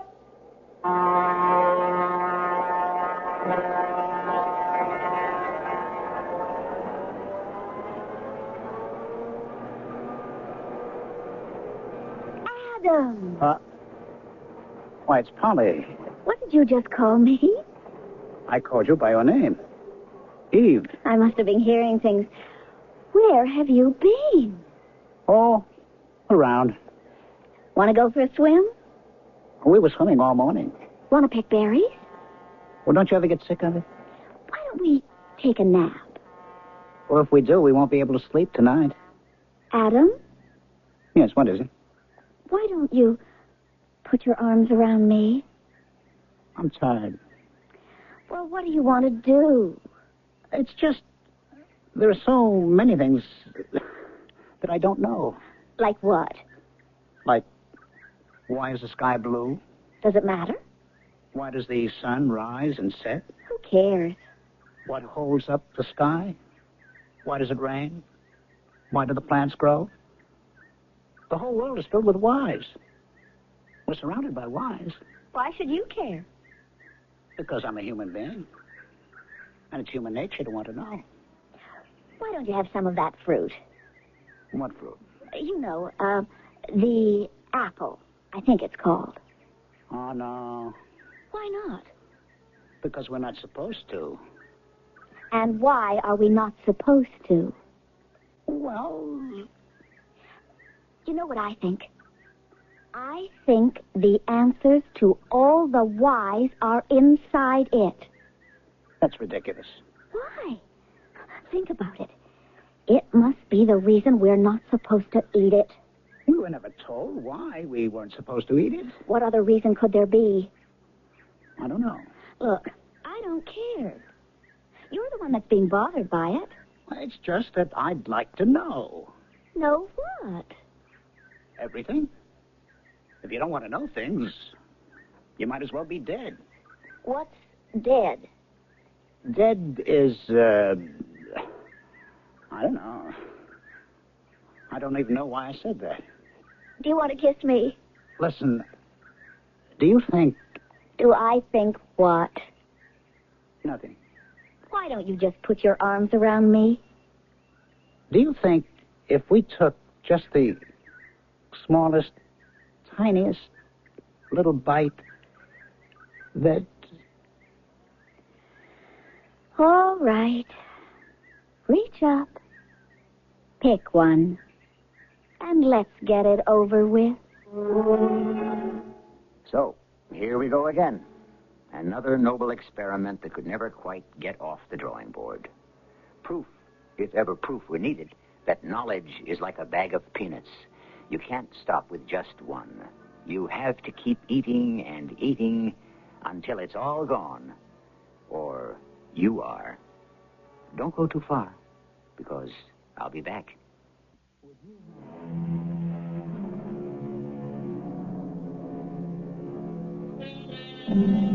We have knowledge, and we have wisdom. And, as the poet says, knowledge comes, but wisdom lingers, which is why a little knowledge is a dangerous thing. But a little wisdom can save the world. Knowledge that can be heard here 7 times each week can be a source not only of wisdom, but of extreme pleasure. Our cast included Ralph Bell, Roberta Maxwell, and Robert Dryden.